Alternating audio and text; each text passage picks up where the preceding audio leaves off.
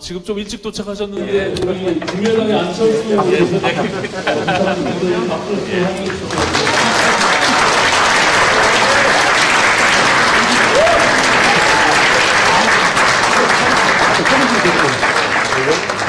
오늘 행사 전에 두 분 당대표님 오시면 간단히 사진 촬영 세레모니 먼저 하고요. 언론에서 좀 요청한 부분이 있어서 그리고 직전 행사 시작하도록 하겠습니다. 2층.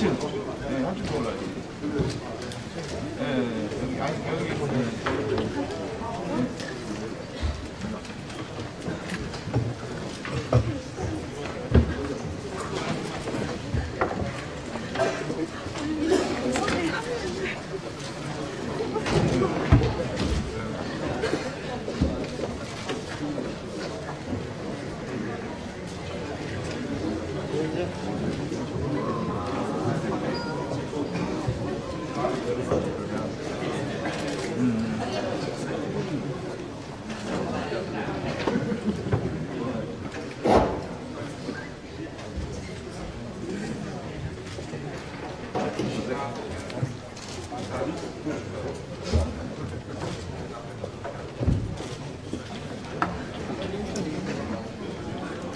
우리 정운천 청년님 그 뒷자리에 앉으세요. 예. 오늘은 그 청년들이 앞자리에 앉는다 보니까 청년이 주인공이 돼요. 정원 이쪽으로 오시죠. 아니, 됐다. 아니, 여기 냈다, 이름이네. 그래. 다소 뵀대. 우리 저 장지정 청년님 오늘은 청년들이 앞자리에 앉아서 우리 저 의원님들하고 청년들이 뒷자리에 다소 뵀대. 고맙습니다. 나도 갖고 왔는데. 터진 것 같아. 김천비도 하는 거 같아.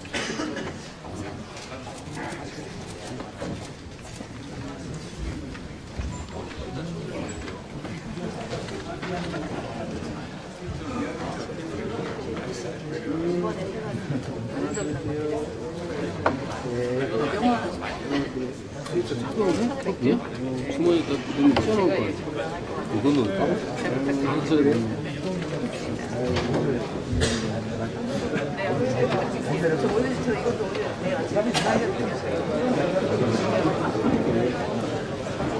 지금 반정의 유승민 당대표님께서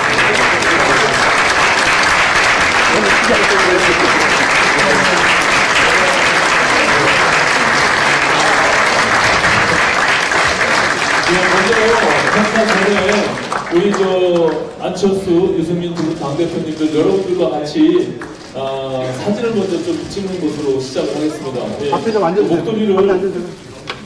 가운데로 서주시면 우리 청년들하고 같이 네.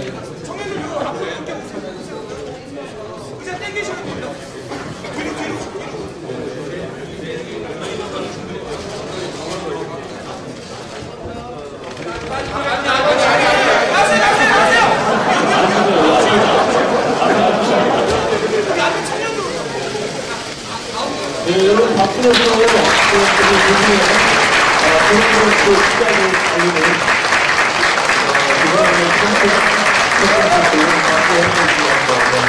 국민이 소문을 잘해주시죠. 소문을 받고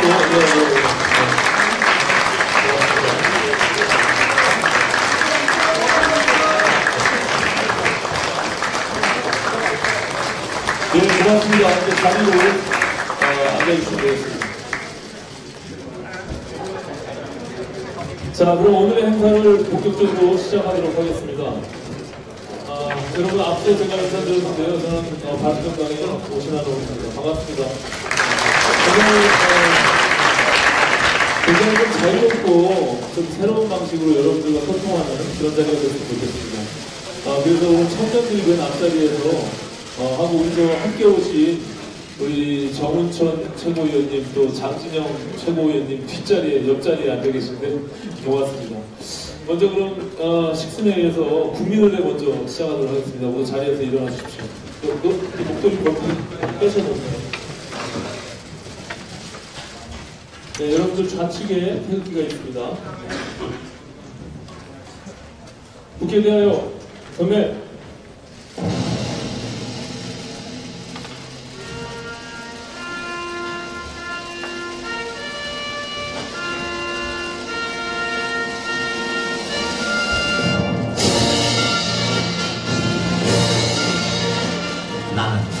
자랑스러운 태극기야 자유롭고 정의로운 대한민국의 무궁한 영광을 위해 충성을 다할 것을 굳게 다짐합니다.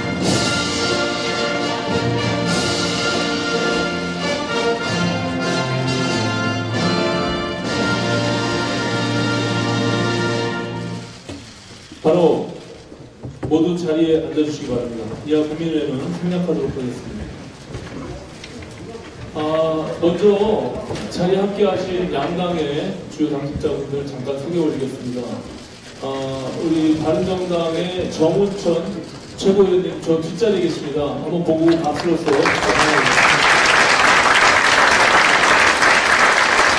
그리고 우리 국민의당의 장진영 최고위원님 함께 자리하고 있습니다.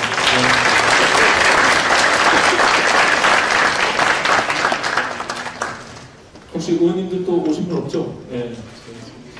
고맙습니다. 또 추가로 오시면 소개 올리도록 하겠습니다. 먼저 오늘 양당의 우리 젊은 청년 당원들이 한자리에서 우리 안철수, 유승민, 또 유승민, 안철수 두 당대표님 함께 청년의 문제를 함께 소통하는 그런 자리입니다.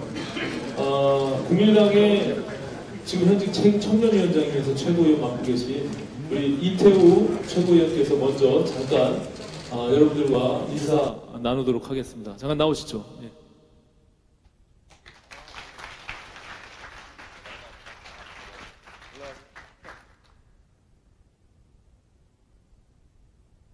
네, 반갑습니다. 국민의당 전국 청년위원장 이태우입니다. 다시 한번 인사드리겠습니다. 저는 사실 어제 밤잠을 설쳤습니다. 그 이유는 이제 아직 제가 결혼을 하진 않았는데 마치 결혼 전날 밤에 어떤 기분이었다고 할까요? 뭔가 굉장히 두근두근 심장이 콩닥콩닥 거렸었습니다. 이렇게 바른정당 당원, 청년 당원분들과 함께, 자리를 함께 할 수 있어서 너무 굉장히 영광스럽고 감격스럽다고 생각합니다. 저는 일단 어제 안철수, 유승민 대표님께서 통합 공동 선언을 하셨는데요. 이제 공식적으로 어떤 약혼식을 올렸다. 저는 이렇게 생각하고 있습니다. 근데 원래 결혼을 하려고 하면 서로 상대방의 어떤 차이와 그런 간극을 좁혀나가는 게 굉장히 중요하다고 생각하는데 저는 앞으로 이 남은 기간 동안 정식 결혼식을 올리기 전까지 정말 그런 간극들을 좁혀나갈 수 있다고 생각하고 그리고 항상 두 대표님께서 말씀하시는 게 젊은 정당을 만들어 나가겠다. 그렇게 말씀하셨는데요. 저는 이렇게 새롭게 통합이 잘 되어서 새로운 신당에서는 우리 젊은 청년들이 대한민국을 이끌어 나갈 미래 세대 동력으로서 어떤 역할을 해야 되지 않을까 싶고 우리 청년 모두가 힘을 합쳐서 그 역할에 앞장서야 된다고 생각합니다. 하여튼 이렇게 만나 뵙게 되어 너무 반갑고요. 지금 오늘 이렇게 양당 대표님께 어떤 진솔하게 진심을 다해서 한번 여러 가지 그런 소통하는 기회가 되었으면 좋겠습니다. 감사합니다. 네, 고맙습니다. 예. 올해 31살에 우리 이태우 최고위원 말씀 들었습니다. 고맙습니다. 그럼 우리 바른정당의 전 최고위원이었던 우리 잘 알려진 이준석 전 최고위원 한 말씀 청해 듣도록 하겠습니다. 마이크 주실까요? 네, 안녕하세요. 이준석입니다. 네, 사실 오늘 이렇게 양당의 청년들이 모인다 해가지고 무슨 말을 할까 하다가 전 찬물부터 끼얹고 가려고 합니다. 네, 저는 제가 청년 정치인의 대표격으로 이렇게 방송에도 소개되고 있지만은 저는 한 번도 그 이야기가 좋게 들렸던 적이 없습니다. 저는 언제나 대한민국의 다른 정치인과 겨룰 수 있는 그런 청년 정치인이 아닌 그냥 정치인이 되고 싶었는데 항상 저를 청년 정치인으로 묶으려고 하는 분들이 있더라고요. 그래서 저는 사실 오늘 여기 있는 양당의 청년들에게 제안을 하나 하고 싶습니다. 사실 지금까지 정당의 청년 정치라는 것, 중앙청년위원회도 있고 여러 조직도 있었겠지만은 다들 경험해 보셨을 겁니다. 우리 청년들이 가진 관심사라는 것이 얼마나 다양합니까? 지금 당장 이 자리에 모인 분들 중에서도 외교에 관심 있는 분도 있을 것이고 경제에 관심 있는 분들도 있을 것이고 국방에 관심 있는 분도 있을 것이고 가상화폐에 관심 있는 분이 있을 수도 있습니다. 정당이 청년을 다루는 방식이 지금까지 어땠는지 생각해 보면요, 이 사람들이 모이면은 이 사람들의 개성과 전문 분야를 다 살리면서 구절판 위에 고명으로 얹어놓고 비빔밥을 만들 생각을 하는 게 아니라 오는 즉시 다 갈아버립니다. 예, 오는 즉시 다 갈아버려가지고 고유의 색깔을 이렇게 만들고요, 맛과 풍미를 잃게 만듭니다. 그 다음에 하는 게 뭐냐면은 역시 청년하면 청년 일자리 문제를 해야지 라고 해가지고 청년 일자리 문제가, 대학 등록금 문제가 제가 2012년부터 정당 활동하면서 경험해왔지만은 거의 강제 수용소가 돼버렸습니다. 정당에 청년이 들어오면 당연히 그걸 해야지. 이런 개념으로는 청년들이 더 이상 정당에 들어올 수가 없고요. 또 한 가지, 조직적으로도 저는 바른정당 창당하면서 저한테 왜 그 역할이 안 주어졌겠습니까마는 중앙청년위원회 만드는 거 참 부담스러웠습니다. 제가 새누리당에 있으면서 그 견고한 중앙청년위원회 조직을 보면서 저 같은 사람이 느꼈을 장벽이라는 걸 생각해 보면은 다 경험해보셔 아시지 않습니까? 그런 조직들 전부 다 보면은 시간 많고 돈 많은 사람이 제일 유리한 조직입니다. 그 안에서 과연 시간 없고 돈 없는 청년들이 들어와서 정치할 수 있는 환경이 있겠습니까? 저는 우리 신당이 이번에 새로운 청년 정치를 해보려고 그러면은 그 틀을 완벽하게 깨야 된다고 생각합니다. 저는 그 과정 속에서 오늘 많은 논의가 있길 바라면서요. 마지막으로 오늘 김수민 의원 전화해보니까 중국에 있다 그러더라고요. 그래서 얘기하는데 지금까지 5년 동안 6년 동안 되었던 청년 비례대표 제도 등에 대한 평가 같은 것들도 오늘 진행했으면 좋겠습니다. 과연 이것이 우리 청년들이 원하는 형태의 정치 참여였는지 아니면은 시혜적으로 그냥 이거나 먹어라 라고 해서 줬던 것인지 잘 생각해보고 오히려 그것이 우리 지금까지 청년 문제를 푸는데 장애물이 아니었나 하는 생각을 해보게 됩니다. 오늘 그리고 여기 가상화폐 얘기하려고 오신 분들 좀 있을 텐데 제가 어제 참 재밌는 사실 알게 됐습니다. 대한민국에서 가장 큰 거래소 하면은 업비트라고 하죠. 예. 그 업비트 거래소 대표가 저랑 개인적으로 대화를 했는데 나중에 알아보니까 이분이 경제학과 컴퓨터공학을 전공했더라고요. 예, 서울대학교에서 복수 전공하셨더라고요.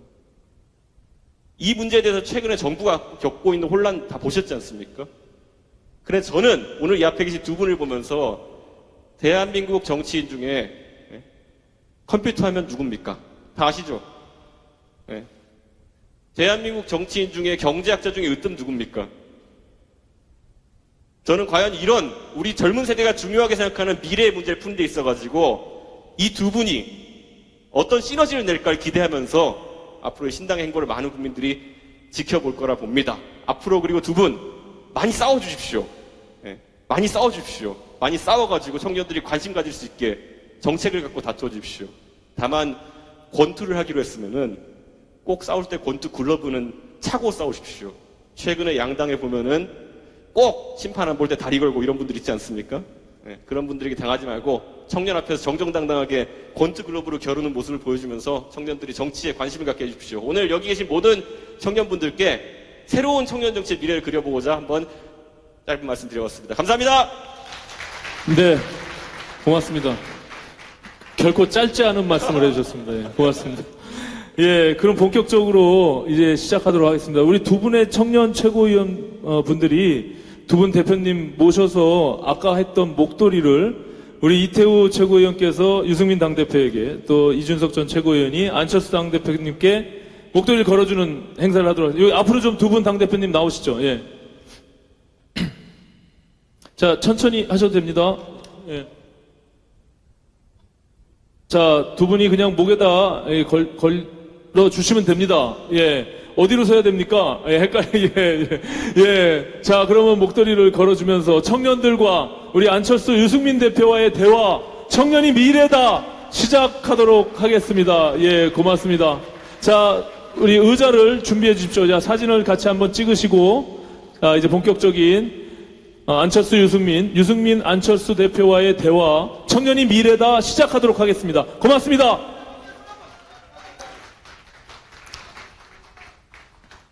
예.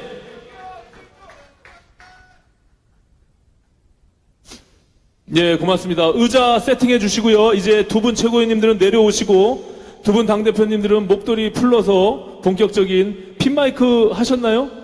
예, 마이크 빨리 해주시고, 예, 준비해 주십시오. 자, 그럼 오늘, 두 분 당대표님과 우리 청년들 같이 소통하는 자리에 오늘 사회를 함께 맡아주실 분 계십니다. 여러분들 방송에서 너무나 잘 알고 계시는 돌직구쇼에서 시사평론가로 지금 맹활약 중이신 경희대학교 김병민 개건 교수님께서 참석해 주셨습니다. 오늘 지금 방송이 막 끝나고 도착하셔서 예, 이 자리에 한번 모셔서 우리 오늘 톱 콘서트에 예, 사회를 함께 봐주시도록 하겠습니다. 자, 여러분 박수로서 환영해 주십시오. 김병민 박사님 모시겠습니다. 예, 고맙습니다. 네, 고마워요. 예.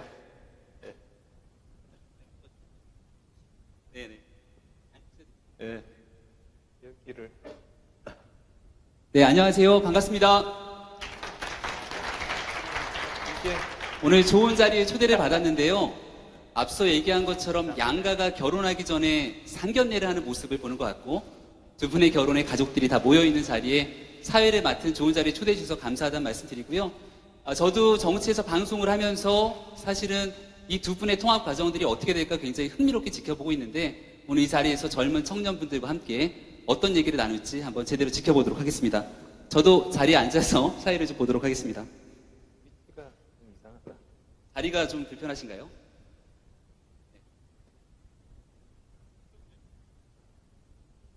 오늘의 주제가 미래를 위한 통합과 개혁의 정치 청년이 미래단인데요. 일단은 두 분 당대표님들이 갖고 있는 여러 가지 생각들에 대해서 간단하게 한 5분 정도 인사 말씀 겸 청년들에게 하고 싶은 이야기들 쭉 털어놓을 수 있는 시간 드리고 나서 본격적인 토크 콘서트 시작하도록 하겠습니다. 먼저 제 옆자리에 있는 안철수 대표님께 마이크 넘기도록 하겠습니다.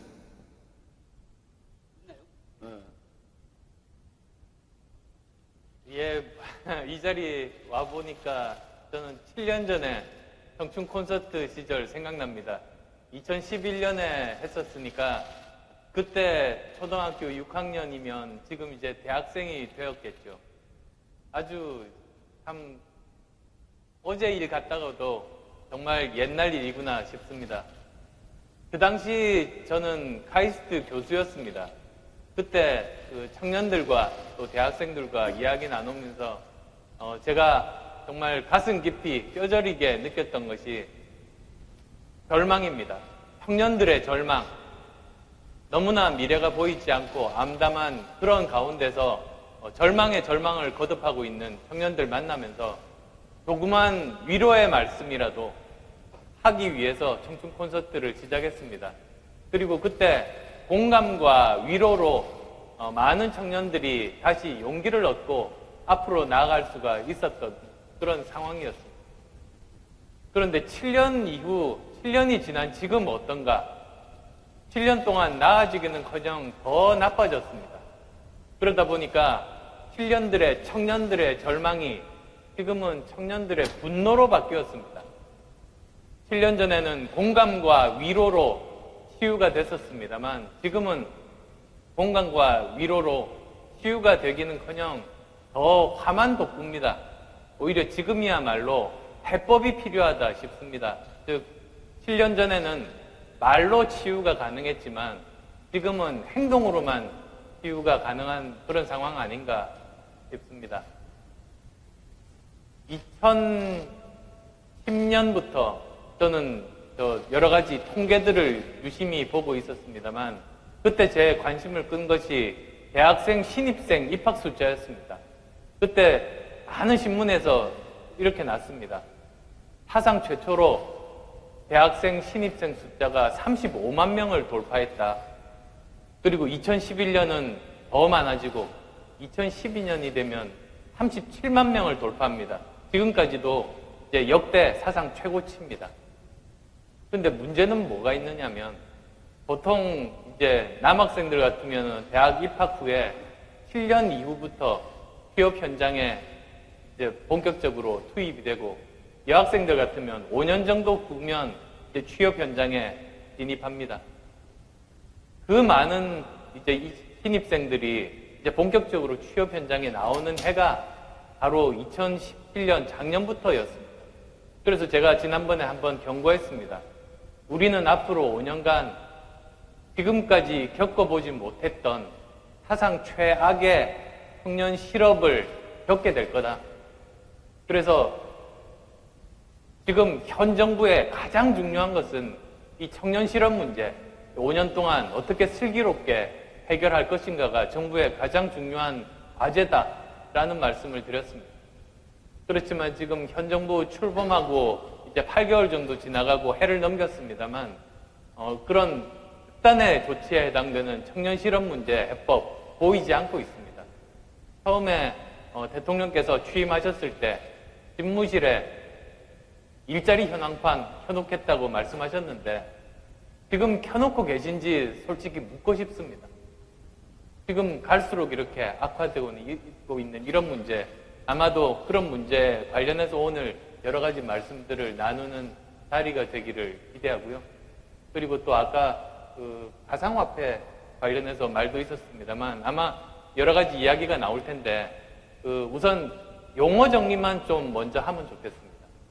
어떤 분들은 가상화폐라고 하고 어떤 분들은 암호화폐라고 하는데요.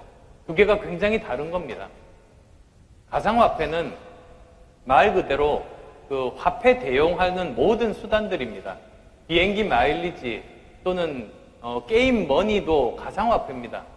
지금 그것 때문에 혼란이 있는 건 아니거든요.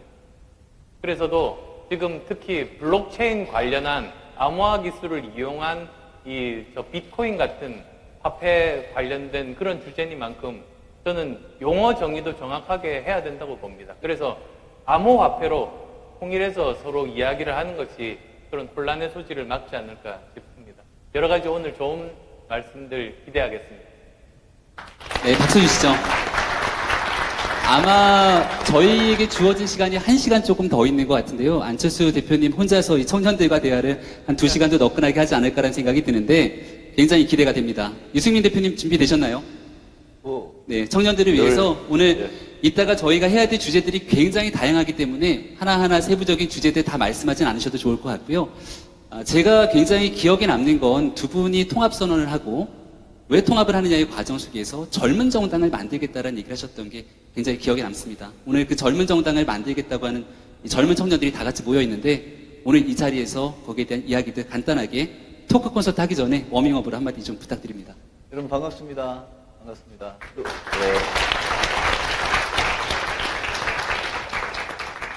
제가 얼굴 대충 보니까 어느 분이 국당이고 어느 분이 바당인지 알겠는데요.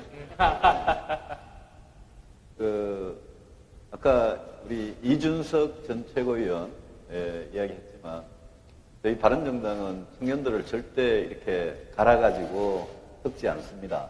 그래서 이준석은 아까 말씀하시는 거 보면 얼마나 그냥 하고 싶은 이야기 다 합니까? 저희들은 원본 그대로 이렇게 보존을 해왔기 때문에 우리 두 당의 청년들이 이렇게 만나면 오늘 첫 만남인데요. 공식적으로. 앞으로 여러분들 서로 싸우지 말고 사이좋게 잘 해주시기를 부탁을 드리고요. 특히 두 분은 잘 지내셔야 돼요. 이준석 전 최고위원은 지금 안철수 대표님하고 한번 붙은 적 있지 않아요?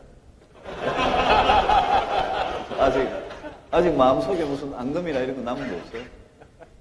좀 있습니까? 그런 걸 풀어나가기 위해서 어제 안철수 대표님과 저와 공동선언한 거는 아마 다 이렇게 기사로 또 화면으로 보셨을 것 같고요. 이 통합개혁신당을 시작을 하는데 저는 우리 젊은 분들의 지지를 얻는 게 이게 그냥 단순히 표가 아니라 저희들이 하고자 하는 정치하고 직결되어 있다고 생각을 합니다. 여러분들 젊은 분들은 그냥 청년이기 전에 여러분들 대한민국 국민이고요.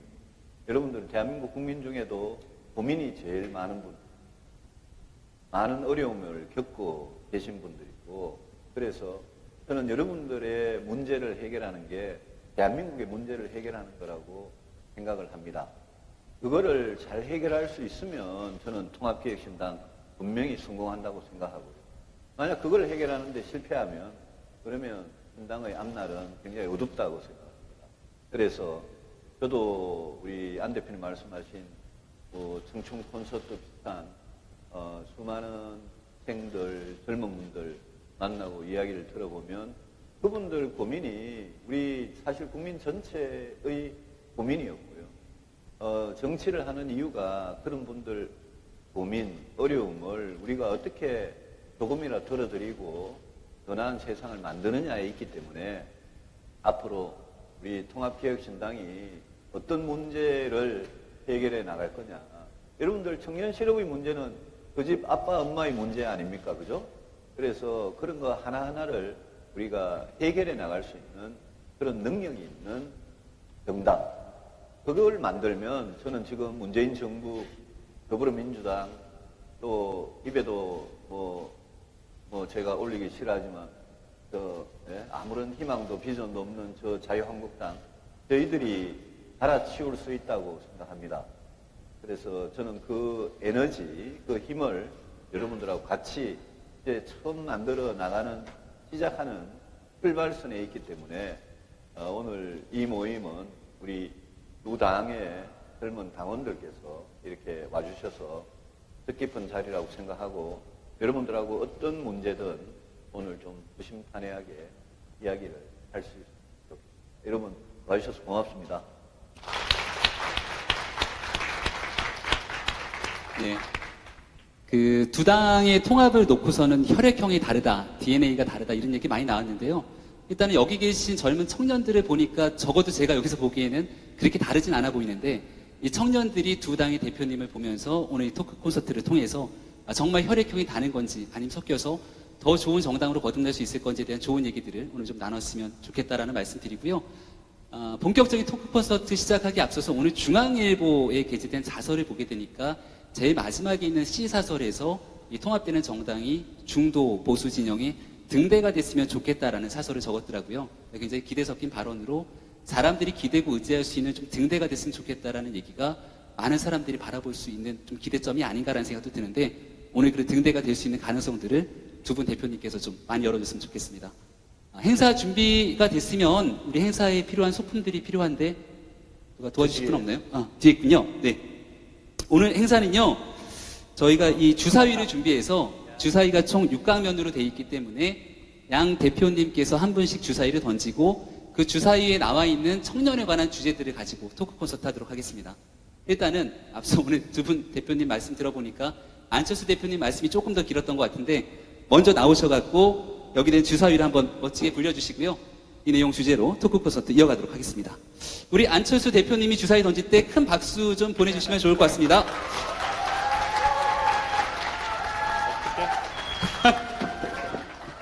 네, 첫 번째 주제는 최저임금 주제가 나왔습니다. 안철수 대표님. 예, 예, 뽑았습니다. 네. 첫 번째 주제가 사실은 안철수 대표님이 원하는 주제인지는 잘 모르겠으나 2018년도 최저임금 7,530원, 올해 최저임금이 사실은 굉장히 급격하게 상승된 문제로 많은 청년들이 기대감을 갖고 있기도 하고, 이 최저임금의 급격한 인상에 따른 부작용이 우려된다라는 얘기들도 나오는데요. 여기에 대한 안철수 대표님의 생각 먼저 듣고 유승민 대표님의 생각을 이어서 듣고 두 분의 생각이 일치되는 부분과 차이점은 없는지 좀 본 다음에 청년들의 질문으로 이어지는 순서 갖도록 하겠습니다. 안철수 대표님, 최저임금에 대한 설명해 주시죠. 제가 처음에 말이 길어서 좀 짧게 말씀드리려고 노력하겠습니다. 저 최저임금 인상한다는데 누가 반대하겠습니까? 아주 정말 어려운 사회적인 약자들을 위한 최소한의 임금을 준다는데 또 누가 거기에 대해서 이의를 제기하겠습니까? 문제는 그 인상을 하더라도 그 시기와 속도가 정말로 중요한 겁니다. 그 인상하라는 목적이 정말로 어려운 분들 조금이라도 임금을 보존받을 수 있도록 하는 것 아니겠습니까? 그런데 문제는 이번 정부에서 너무나 급격하게 인상을 하다 보니 그 임금을 주는 주체는 국가가 아니라 기업입니다. 그리고 또 특히 이제 중소상공인들, 자영업자분들이 이제 임금을 지급하게 되는데 부담을 느껴서 오히려 아르바이트생 고용을 하지 않고 직접 한다거나 또는 근로시간을 굉장히 단축해서 아주 적은 시간만 고용을 한다거나 해서 실제로는 일자리가 줄어들고 그리고 형편 어려운 분들의 총 임금이 더 줄어드는 그런 결과를 초래하고 있습니다. 그리고 그것은 이미 통계적으로도 현실로 나타나고 있습니다. 벌써 작년 12월부터 이런 일자리들이 급격하게 줄고 있는데 그 중에서 굉장히 주요한 요인 중에 하나가 바로 이 최저임금의 급격한 인상 때문입니다. 따라서도 저는 이 문제에 대해서 특히 국민의당에서 많은 해법들을 저희들 나름대로 제안을 했습니다만 지금 정부가 고집을 피고 받아들이지를 않고 있습니다. 그래서 이 문제 이렇게 계속 가다 보면 오히려 더 큰 부작용들이 많이 일어날 것이다. 이 문제에 대해서 제대로 된 해법들 저희들이 이미 많이 내놨습니다만 이제 통합이 되면 더 열심히 저희들의 분명한 그 주장들, 색깔들 드러내도록 하려고 합니다. 급격한 최저임금 인상에 대한 여러 가지 문제를 지적해 주셨고요. 아마 이 문제는 유승민 대표님께서 적지 않게 할 말이 많으실 것 같은데 말씀 듣도록 하겠습니다.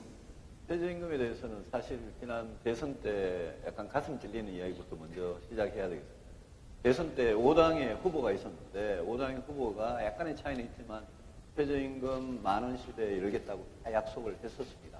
그런데 이제 그 중에 한 분이 대통령이 되고 나서 대통령이 되고 나면 후보 시절하고 달라지는 게 아마 엄청나게 무거운 책임감일 겁니다.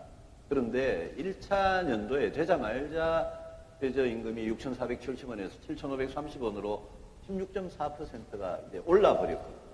그런데 이거는 최저임금위원회가 정한다 그러지만 사실은 정부의 전반적인 분위기나 집권 세력의 또 여당의 입장이나 이런 게 상당히 반영된 거라고 봐요. 근데 그때 속도 조절을 했었어야 되는데 그걸 못하고 이제 올려버렸는데 지금 중요한 건 이런 거라고 생각합니다. 작년 예산 때 여러분이 낸 세금으로 최저임금 올린 만큼 인상분을 직접 지원해주는 이 방식은 저는 이걸 야당이 막지를 못했는데요. 이 방식은 2018년 한 해만 쓰고 저는 폐기 처분해야 한다고 생각합니다. 그래서 최저임금 올린 만큼 그것 때문에 일자리가 사라지고 고통받는 부분에 대해서는 저는 4대 사회보험에 대한 지원을 해주자 간접지원 방식을 주장을 했었죠. 그런 방식으로 변화하고 그보다 더 중요한 건 뭐냐면 지금 문재인 정부가 하고 있는 명단을 공개하겠다 안 지키면 그다음에 신용 제재를 가하겠다 또 임대료를 낮추라 카드 수수료 낮추라 이런 이 전방위 압박을 백화점식으로 하는데 이래가지고는 해결되는 문제가 아니고 저는 한마디면 상당 부분 해소될 수 있는 뭐냐면 문재인 대통령께서 2019년의 최저임금은 올해 5월 6월에 정하거든요. 올해 5월 6월이 얼마 안 남았잖아요. 그러니까 이 일자리 시장에 대통령이나 책임 있는 장관들이 내년에 2019년 최저임금을 올해 2018년 5월 6월에 정하는데 이때는 우리가 분명히 속도 조절을 해서 그러면 2년치 최저임금이 훨씬 속도가 낮아지도록 하겠다. 이 약속을 지금 하시기 바랍니다. 왜냐하면 지금 하면 이게 많은 소상공인 자영업자들한테 그래 저 정부가 최저임금을 너무 급격히 올렸다가 혼이 나니까 내년부터는 천천히 가겠구나. 그러면 일자리 줄이는 것도 덜 줄이고 그때까지 참으면 되거든요. 그래서 저는 이런 정책의 어나운스먼트가 시장에 주는 시그널 효과가 굉장히 중요하다고 생각하고 저는 늘 그래서 속도 조절을 해라. 속도 조절을 뭐 야당이 이렇게 떠들어봐야 별 소용이 없고 대통령께서 이 문제에 대해서 최저임금 계속 가파르게 올리겠다. 근로시간은 계속 빠르게 단축시키겠다. 이렇게 할 게 아니라 최저임금하고 근로시간 단축같이 기업에도 우리 사업하시는 분들한테도 또 일자리 구하는 청년들한테도 직접 영향을 미치는 이런 정책은 내가 해보니까 이게 그게 아닌가 보다. 시장에서 실패하는구나. 이래서 그 속도 조절을 빨리 약속을 하시면 이 문제가 시장에서 그걸 받아들여가지고 자동 조절 기능으로 이제 들어가게 되어 있습니다. 그래서 저는 이런 좀 이 정부의 정책 전환 이런 거를 우리가 촉구하고 지키지 않으면 국회에서 우리가 가만두지 않겠다. 우리 통합신당이 잘 되면 저는 국회에서 굉장히 중요한 캐스팅 보트 역할을 우리가 할 거라고 생각합니다. 그동안 국민의당 의석 40석, 39석이 캐스팅 보트 역할을 해주셨는데 이 통합신당이 결과적으로 이제 몇 석으로 이렇게 정해지면요. 이 캐스팅 보트 역할이 저는 앞으로 20대 국회를 건전하게 끌어가고 문재인 정부, 더불어민주당이 잘못하고 있는 것을 실하게 견제하고 대안을 실현하는데 굉장히 중요한 힘이 될 거라고 그렇게 생각합니다. 안철수 대표님께서는 최저임금에 대한 속도 조절 얘기를 하셨고요. 유승민 대표님도 비슷한 얘기를 같이 하시면서 국회 역할까지 주장을 하셨습니다. 다들 기억하시겠지만 2017년도 예산국회 과정에서 이 최저임금 지원 문제를 두고 굉장히 뜨거운 상황들이 기억이 나는데요. 지금 얘기하셨던 거를 보게 되면은 2018년도에 예산국회에서는 최저임금 지원 문제가 어떻게 갈지 살짝 좀 유추되는 부분이 있기도 합니다. 우리 청년분들도 사실 여기에 대해서 굉장히 궁금한 사항들이 많을 거고요. 또 일부의 청년들은 그래도 최저임금이 오르면 지금 우리의 팍팍한 삶에 도움이 되는 것이 아니냐라는 주장을 하시는 분들도 있는 것 같은데 청년분들의 목소리를 질문으로 좀 받아봤으면 좋을 것 같습니다. 지금 두 대표님이 계시니까요. 각 주제당 한 2명 정도씩의 질문을 받아도 시간이 되지 않을까 싶은데 네, 먼저 손 드시는 분께 질문권을 드리도록 하겠습니다. 네, 녹색 타일을 내신 국민의당 청년위원인가요? 자기소개하고 질문 부탁드립니다. 어느 대표님께 질문인지도 말씀해 주시고요. 안녕하십니까. 저는 지금 대학원에서 행정학을 공부하고 있는 김태형이라고 합니다. 저는 유승민 대표님께 질문 드리겠습니다. 지금 최저임금이 올라서 사실 알바를 하는 이런 분들에게는 많은 도움이 되고 있는 것으로 알고 있습니다. 그런데 오히려 이 최저임금이 오름에 따라서 오히려 일자리가 감소하는 그런 상황이 벌어지고 있는데요. 사실 저는 최저임금 자체는 올라야 된다고 생각을 합니다. 그런데 이게 오히려 일자리를 줄이면 안 된다고 생각을 하는데 최저임금도 올리면서 일자리도 지킬 수 있는 그런 두 마리 토끼를 잡는 좋은 방법이 있다면 혹시 어떤 게 있을지 여쭙고 싶습니다. 굉장히 어려운 질문인데 답변해 주시겠습니까? 그 넥타이 색깔 보니까 국민의당이세요? 예, 그렇습니다. 그러니까 두 마리 토끼라고 그러셨는데요. 경제에서 제일 중요한 격언이 공짜 점심은 없다는 겁니다. 그러니까 뭐든지 이것도 좋은 거, 이것도 가지고 저것도 가지고 이렇게 하려고 그러면 그런 정책은 그거는 비현실적인 정책이고 안 되셔도 되는 예. 그래서 이 최저임금도 올리고 일자리도 지키고 그런 정책은 존재하지 않습니다. 그래서 속도가 중요한 거고요. 최저임금 올리는 급격하게 작년같이 그렇게 갑자기 얼마를 올렸어요? 1080원 올렸어요. 그렇게 올리고 나서 또 일자리가 멀쩡하게 유지되도록 기대를 한다면 그거는 과욕이죠. 과욕이고 그건 환상이죠. 그래서 이제 이 일자리를 최저임금이 올라가지고 각 가게에서 공장에서 편의점에서 일자리가 줄어드는 이 현상은 피할 수 없는 거고 그걸 무슨 수로 막겠습니까? 고용하는 분이 난 더 이상 고용 못하겠다. 그래서 이 부분에 대해서는 말씀드린 대로 이 진보라는 사람들이요. 우리나라의 진보라는 사람들이 특히 옛날에 시대착오적인 그런 사고방식에 사로잡힌 사람들은 아까 학생이 질문한 바로 그런 이것도 하고 저것도 할 수 있다. 예? 그리고 소득주도 성장이라는 게 바로 그런 환상이거든요. 최저임금, 공무원 일자리 이런 게 전부 소득주도 성장의 아주 핵심 요소 아닙니까? 소득주도 성장하면 성장이 될 거다 이러는데 그것도 다 환상이고요. 그래서 정책을 맡고 정권을 잡은 사람들은 야당 시절에, 후보 시절에 뭐라고 떠들었든지 간에 굉장히 책임감을 가지고 하나하나 신중하게 해야 되고 그게 최저임금이고 저는 암호화폐고 다 똑같은 문제라고 생각해요. 그래서 그 두 마리 토끼 다 잡을 수는 없고요. 어떻게 하면 균형 있게 조화 있게 가느냐인데 예컨대 자유한국당도 최저임금 인상을 다 약속을 해놓고는 지금 막 최저임금 때문에 막 난리를 치고 거의 마치 동결해야 되는 같이 이러면 이것도 솔직하지 못한 거고 오르긴 올라야 되는데 얼마나 단계적으로 속도에 맞춰서 일자리 상실을 야기하지 않을 정도로 올릴 거냐. 거기에 정책을 직접 담당하는 사람들은 그 해법이 있는 거니까 그거를 우리가 이제 통합신당 같은 데서는 정말 좀 책임감 있는 개혁 이런 걸 늘 강조하니까요. 그런 대안을 같이 마련해 줄 수 있다고. 안 대표님 혹시 하실 말씀? 그러니까 임금은 기업에서 지불하는 것이고 복지는 국가에서 하는 것 아니겠습니까? 그래서도 이제 어려운 분들을 돕는 것이 그렇게 두 가지가 있다고 하면 임금은 직접 돈을 내는 그 기업 그리고 또 그 자영업자들의 형편에 맞춰서 그분들이 적응할 수 있는 속도로 올리고 나머지 더 어려우면 사실은 복지라든지 EITC라든지 국가가 또 할 수 있는 몫이 있는 겁니다. 그런데 이번에 문제는 그것들까지도 모두 다 기업에 떠넘겨서 문제가 됐고 그것을 이제 또 국가가 하려고 3조 원 일자리 그 지원 정책을 또 만들다 보니 지금까지 세계적으로도 없었던 일을 지금 도입하는 것 아니겠습니까?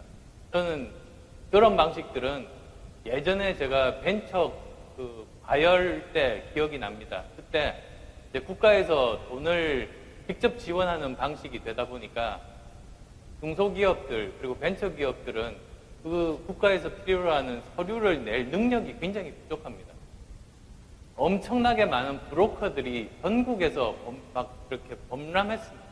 그래서 부작용이 굉장히 많았는데 저는 이번에도 금액이 그렇게 크지는 않다고 할지라도 또 이것만 전담하는 전국적인 브로커들이 또 이렇게 많아지지 않을까, 거기에 따라서 또 사회 문제가 되지 않을까, 이런 우려들이 정말로 많습니다.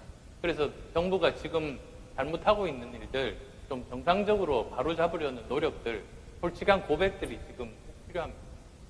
최저임금의 급격한 인상, 그리고 이를 통해서 결국 서민들의 주머니를 두둑하게 만들어주는 소득주도 성장에 대한 총체적인 문제들을 두 분 다 비판해 주신 거로 볼 수 있는 것 같고요.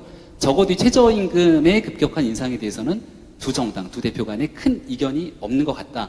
혈액형이 크게 다르지 않는 것 같다 정도로 정리할 수 있는 것 같습니다. 시간을 쭉 보니까요. 한 번에 두 가지 질문을 받게 되면 두 분의 얘기 다 못 들을 것 같아서 한 분 정도의 질문으로 제한하고요.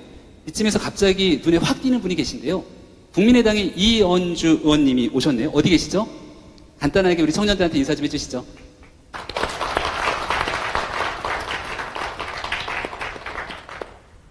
네, 청년 최저임금 얘기하다가 갑자기 지금 인사를 하게 돼서 당황했습니다. 하여튼 오늘 좋은 시간 되시기 바라고, 저는 저 청년들 아까 최저임금 두 분이 정말 말씀 잘해 주셨는데 정치권의 큰 그 책임은 국민들한테 정직해야 되고, 그리고 사기를 치지 말고 정직하게 얘기를 해서 우리나라의 미래에 대한 걱정을 해야 된다. 그게 바로 진짜 청년을 위한 길이라고 생각을 합니다.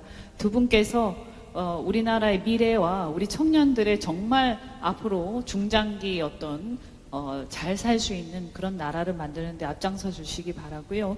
앞으로 저도 열심히 또 함께 하겠습니다. 고맙습니다.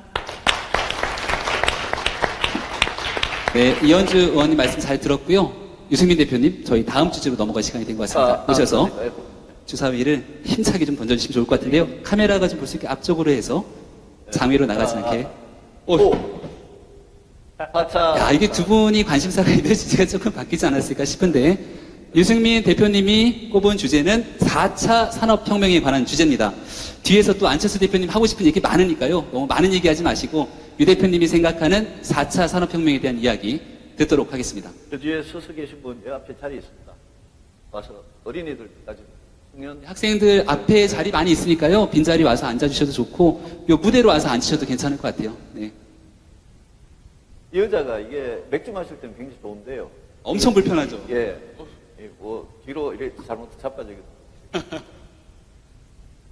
그 4차 산업혁명이라는 산업혁명이 진짜 4차라는 말을 붙여도 좋을지는 아직은 잘 모르겠습니다. 왜냐하면 워낙 20세기 들어와서 과거에 18세기, 19세기에 있었던 1, 2차 산업혁명하고는 달리 20세기 들어와서는 이게 이 컴퓨터, IT 이런 게 들어오면서 이게 기술이 계속 그냥 연장선상에서 계속 진행이 되면서 최근에 와서는 이 기술 진보 속도가 엄청나게 그냥 빠르기 때문에 이걸 굳이 뭐 3차, 4차 이렇게 구분돼야 될지는 모르겠는데, 어쨌든 중요한 거는 우리가 그동안 겪어보지 못했던 속도, 또 사람이 속도에 이렇게 어지간하면 좀 적응이 돼야 되는데 적응하지 못할 정도로 기술 혁신이 주로 인공지능이나 빅데이터나 사물 인터넷이나 이런 쪽에서 진짜 급격하게 진행되고 있는 건 사실 같고,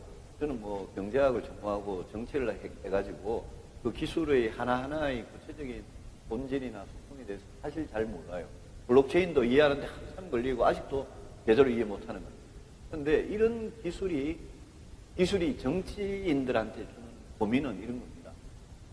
기술이 이렇게 변화되면 그 기술, 로봇이 인공지능이나 뭐 이런 걸 대하면서 뭐 알파고를 대하면서 바둑 두는 사람들이 느꼈을 당혹함, 우리보다 바둑 훨씬 신의 경지에 있는 사람들이 한 판이 깨지면서 느꼈을 당혹함. 앞으로 그럼 인간은 어떻게 되느냐? 사람은 어떻게 되고 노동은 어떻게 되고 세상이 어떻게 달라져가지고 그 달라진 세상에서도 어떻게 하면 불행하지 않게 행복하게 살 수 있도록 만들어주는 것. 그게 정치인들이 할 일이라고 생각합니다. 거기에서 제일 중요한 게 일자리고, 이 4차 산업혁명이다 이런 기술 혁신이 와도 우리는 행복하게 일할 수 있고 행복하게 쉴 수 있고 우리 사람과 사람과의 관계가 행복해질 수 있느냐? 아니면 엄청난 변화 때문에 다들 일자리를 잃고 일부 극소수 소위 말하는 두뇌 산업이라고, 두뇌가 필요하고 지식이 필요하고 새로운 이 시대에 맞는 고기술을 갖고 있는 그 사람들은 엄청난 부와 소득을 누리면서 나머지 대다수 사람들은 소위 말하는 중산층이라는 게 없어지고 그냥 완전히 그냥 하층민으로 전락하게 되면 그 세상을 어떻게 견뎌갈 거냐. 왜냐하면 사람은 그 세상을 견뎌갈 수가 없으니까.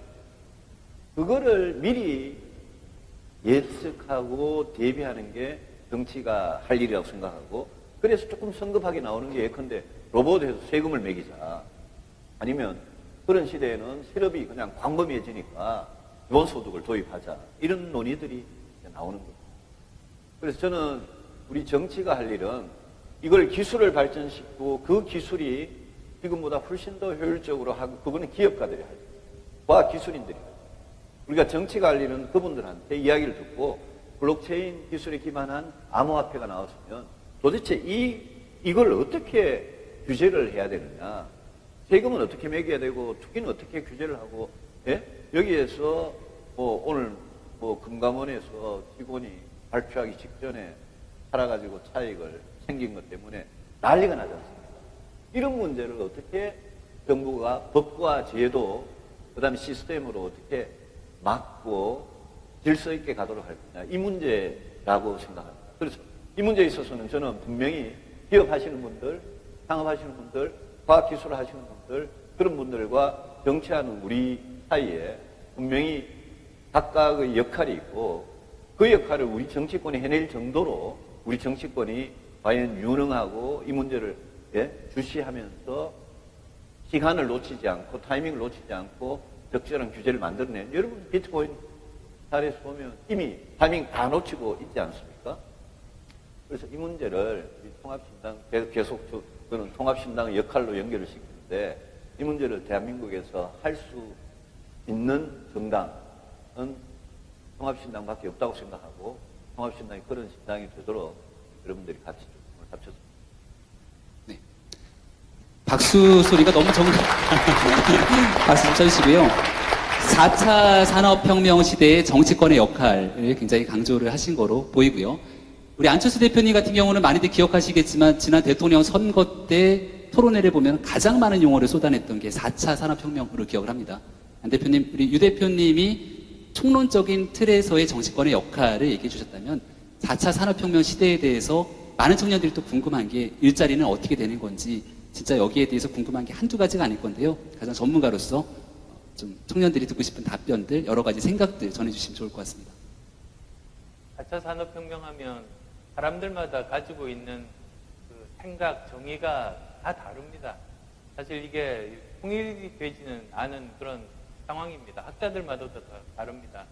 그런데 저는 저 나름대로 정의는 이렇습니다. 1차, 2차, 3차 산업혁명 있었지 않습니까? 1차가 전기기관, 2차가 전기, 3차가 컴퓨터입니다. 한 가지 기술로 산업이 혁명적으로 발전했습니다. 4차가 뭐가 다른가? 4차는 한 가지 기술이 아니라 수많은 기술이 동시에 발전하고 이들끼리 우리가 예측하지 못한 기술끼리 합쳐지는 게 바로 4차 산업혁명입니다. 그러니까 한마디로 융합혁명이 4차 산업혁명입니다. 예를 들면 지금 한쪽에서는 AI, 인공지능, 한쪽에서는 미래자동차 기술, 또 한쪽에서는 크리스퍼, 유전자 가위 기술이거든요. 우리가 이렇게 유전자에서 특정한 부분만 잘라내고 교환할 수 있는 그런 것들 포함해서 수많은 기술들이 있는데 어느 순간에 미래자동차 기술과 인공지능이 합쳐져 버려서 자율주행 자동차가 되는 이런 형태입니다. 그러다 보니 또 자연스럽게 어떻게 되는가? 1차, 2차, 3차는 미래 예측이 가능합니다. 이 기술이 발달하면 어떤 분야에 미리 투자를 하고 어떤 인재가 필요하고를 알 수가 있거든요. 그래서 국가 주도가 훨씬 더 효율적인 그런 시대였습니다. 국가가 미리 그 예산 투자하고 미리 대학에서도 필요한 인재들을 학과를 개설해서 미리 키우고 이런 것들이 다 가능했습니다. 우리나라가 거기에 빨리 적응하고 정부가 나름대로 역할을 했기 때문에 우리가 여기까지 오게 된 겁니다. 4차는 다릅니다. 이제 4차 산업혁명을 지금까지 산업화 시대 1차, 2차, 3차 방식으로 가면 정말로 안 되는 이유가 미래 예측이 우선 불가능합니다. 우리가 어떤 기술이 합쳐질지 미리 예측할 수 없습니다. 어떤 인재가 필요한지 알 수가 없습니다. 이런 상황에서 정부가 주도해서 미리 계획을 세워서 투자를 하게 되면 그러면 오히려 국가적으로 큰 손실이 나타날 수 있는 게 4차 산업혁명 특징입니다. 따라서 지금 설명드린 이런 것들을 바탕으로 생각해 보시면 이제는 정부의 운용 철학이 바뀔 때가 바로 4차 산업혁명이다. 즉 4차 산업혁명은 단순히 이과에서 기술만을 나타내는 문제가 아니고 정부의 운용 철학이 바뀌어야 되는 패러다임 변화가 저는 핵심 중에 핵심이라고 보는 겁니다. 기술만 이렇게 보고 있으면 안 되는 거죠. 그래서 가장 중요한 게 저는 분권이라고 말씀드리고 싶습니다. 중앙정부가 모든 권한을 가지고 미리 계획을 세워서 투자하는 시대는 끝나고 오히려 현장이 제일 그 변화를 빨리 감지하고 제일 정확하게 판단할 수 있습니다. 따라서 중앙이 집권되어 있는 모든 권한들을 다 이렇게 현장에다가 내려보내는 형태가 정말로 중요합니다. 따라서도 저는 이제 사실 정치가 이제는 본격적으로 변화해야 되는 시대가 4차 산업혁명 시대입니다. 그래서도 이제 제왕적인 대통령, 모든 권한을 가지고 있는 제왕적인 대통령의 권한을 축소하는 방향으로 가야 되고요. 그래야 우리나라가 살아납니다. 그 다음에 또 국회도 다당제가 열려야 됩니다. 그래야 제대로 여기 시대에 대응할 수가 있습니다. 또한 지방 정부에게 또 권한을 주고 지방 분권도 꼭 필요합니다. 그 세 가지가 가장 중요한 분권의 가장 중요한 시스템 체계들 아니겠습니까? 그래서도 다들 4차 산업혁명 하면 계속 기술 이야기만 하시는데요. 정치가 제대로 바뀌지 않으면 이렇게 중요한 패러다임 변화의 시대에 우리나라 전체가 뒤처질 수 있다. 그래서도 저는 이 통합개혁신당이 정말로 중요하다는 생각을 합니다. 통합개혁신당이야말로 국회에서 제대로 된 다당제를 굳건하게 뿌리내게 하는 주체 아닙니까? 기존의 기득권 양당이 거기에 관심이 있을 리가 없으니까. 그리고 이 통합개혁신당을 바탕으로 해서 개헌, 그리고 또 지방분권, 이런 쪽을 정말 전면에 내세워서 우리나라 전체적인 체계, 그리고 정부의 운용 철학까지도 바꿔야 된다는 게 제 생각입니다. 네, 박수 부탁드리고요. 말씀 들어보니까 4차 산업혁명 시대에 어디로 튈지 모르는 불확실성이 커져서 정치권의 불확실성도 커지는 게 아닌가 싶은데 청년들이 갖고 있는 불안감은 훨씬 더 클 것 같습니다. 여기에 대해서 청년들의 목소리를 우리가 좀 들어보면 어떨까 싶은데요. 우리 저 까만색 호텔 또 국민의당 당원이신가요?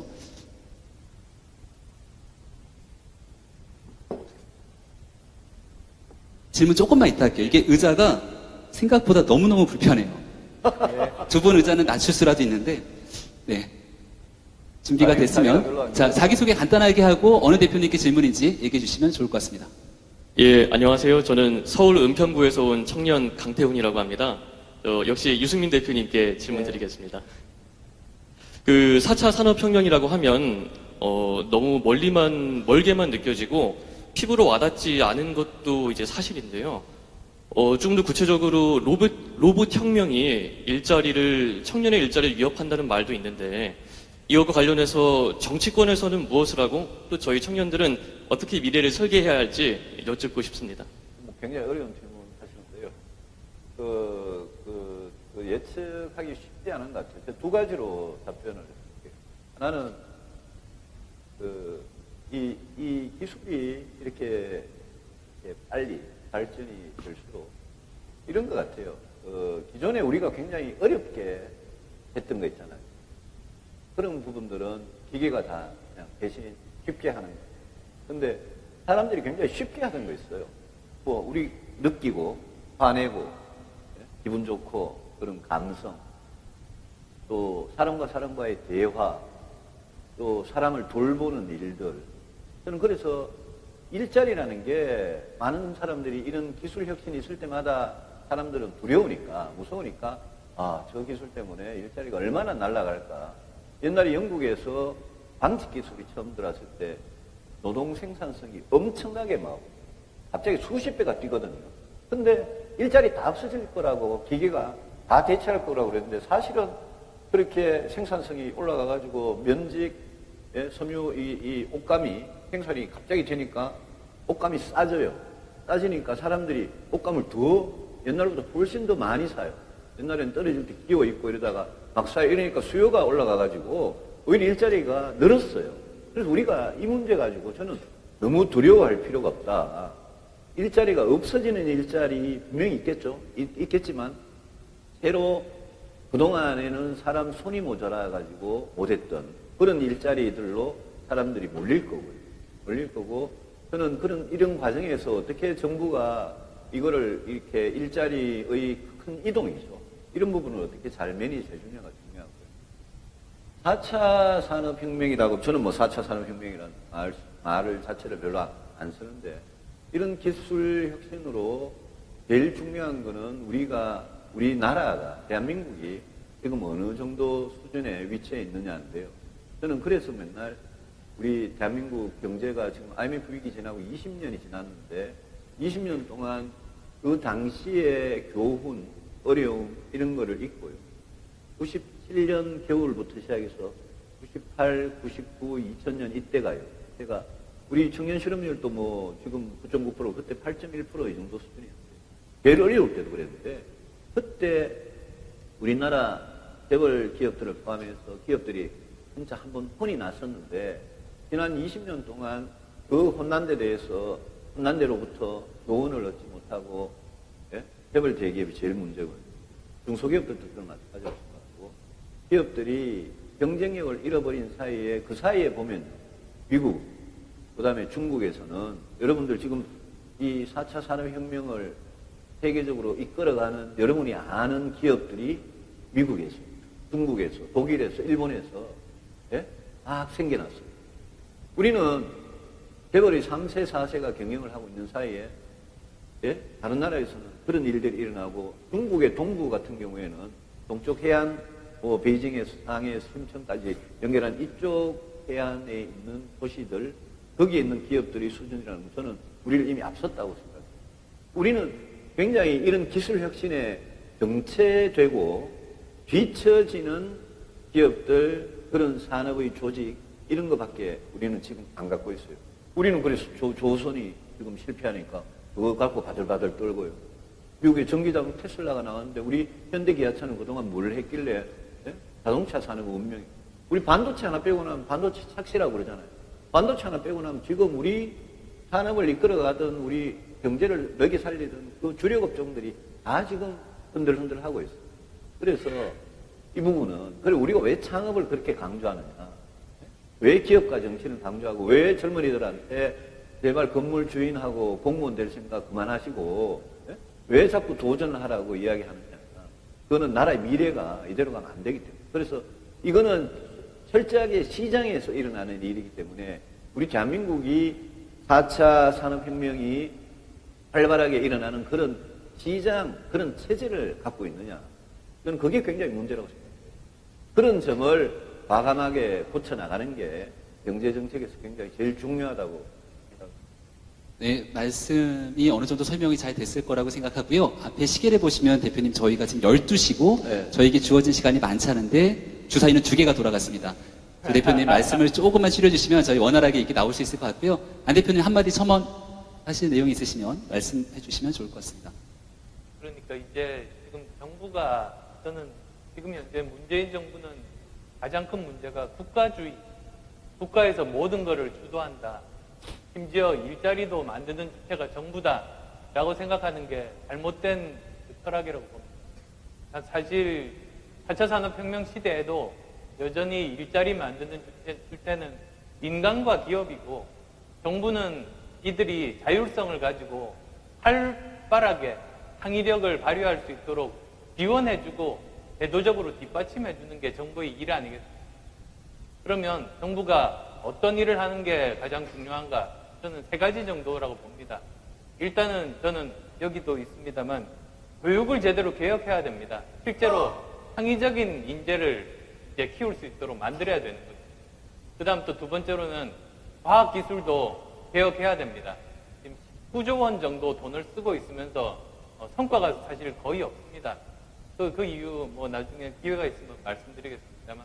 그 다음 또 3번째로는 경쟁이 가능한, 그러니까 실력만으로 백이나 돈 있는 사람 이길 수 있는, 실력만 있으면 성공할 수 있는 이런 경쟁 가능한 사회구조, 경제구조, 산업구조 만드는 게 필요합니다.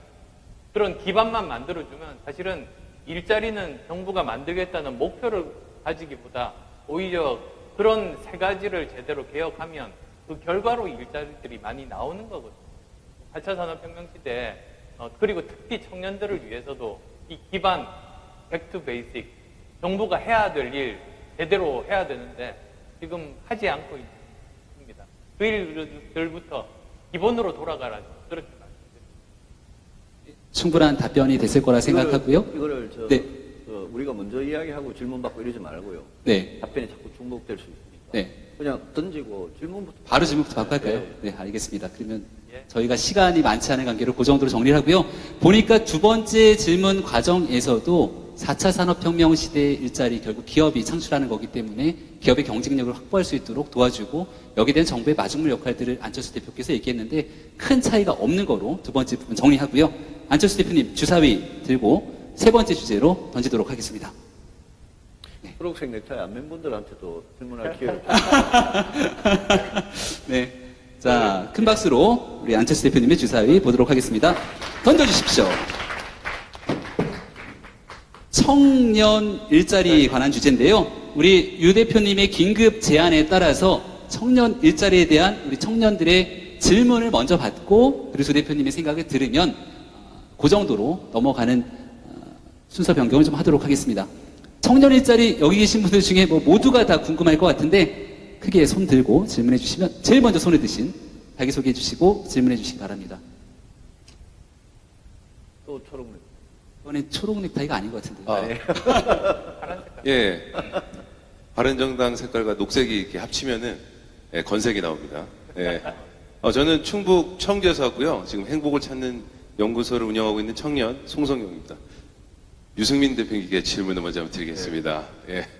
우선 청년 실업 문제가 2000년 이후에 지금 가장 높다고 합니다. 그래서 이 청년 실업률이 계속 이렇게 상승하는 원인과 거기에 대한 해법이 있다고 하시면은 답변 부탁드리겠습니다.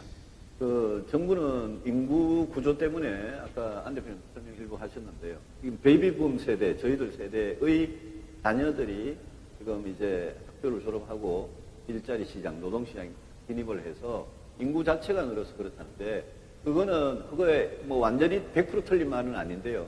일부 일리가 있기는 하지만 사실은 그냥 실업률이 아니라 취업자 수의 증가, 그리고 일자리 수의 증가를 보면 그게 완전히 맞는 말도 아니에요. 정부는 자꾸 인구 구조에다 핑계를 대는데 일자리 수가 그러면 그만큼 늘었느냐를 보면 그렇지가 않거든요. 이 문제를 가지고 문재인 정부가 갖고 있는 유일한 해법이 공무원 일자리죠. 예? 국민 세금으로 공무원 일자리를 늘리는 거 아닙니까? 그걸 공무원 17만 4천 명에 공공부문 일자리까지 다 합치면 81만 개를 늘리겠다는 거예요. 그러니까 더 많은 젊은이들이 예? 노량진에 몰리고 더 많은 젊은이들이 7급, 9급 여기에 예? 몰리고 그러니까 7급, 9급을 더 늘려봤자 예? 그보다 더 많은 수의 젊은이들이 여기에 몰리고 우리나라가 지금 대학 졸업하고 나서 뭐 대학 졸업 안 하고 고등학교 졸업하고 바로 취업 전선에 뛰어든 분들도 나서 이게 지금 많은 젊은이들이 진짜 생산적이고 효율적이고 국가 발전에 도움이 되는 그쪽으로 가는 젊은이도 있고, 당연히 공무원, 뭐 교사 준비하는 젊은이도 있고, 이렇게 골고루 돼야 나라가 정상인데, 지금 완전히 쏠림 현상이, 이게 아마 앞으로 문재인 정부 5년 내내 아마 계속될 것 같아요. 이런 식으로는 저는 청년 실업 문제 절대 해결 못한다라고 생각을 합니다. 그래서 이제 제가 저작년부터 혁신 성장에 이야기를 했더니, 문재인 정부 대통령과 이 정부도 소득주도 성장이 꼭 혁신 성장이라는 걸 무슨 양념 비슷하게 이렇게 끼워 넣잖아요.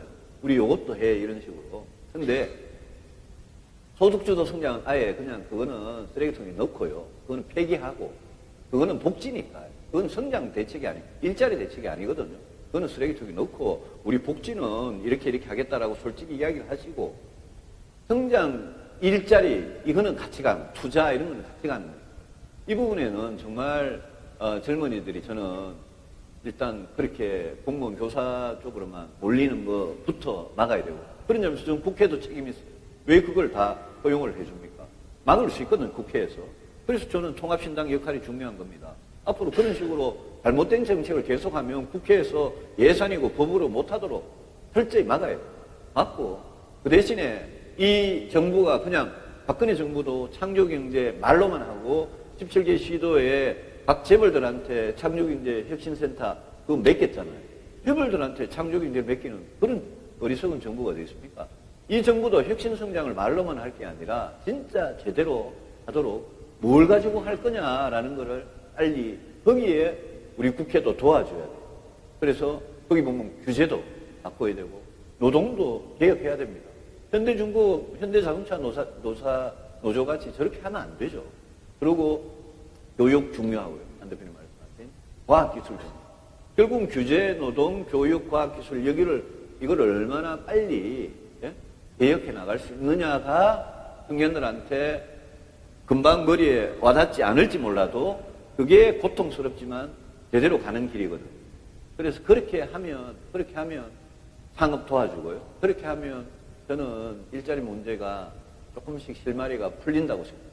오히려 문재인 정부가 지금 고집하듯이 5년을 가면 5년 뒤에는 아마도 청년 실업이 더 심각하고 일자리 문제 더 꼬이고 여러분들은 일자리는 없는데 여러분들 부모가 세금을 내가지고 그 세금으로 이 자리에 계신 몇 분이나 공무원 일자리 가질 수 있는지 모르겠는데요.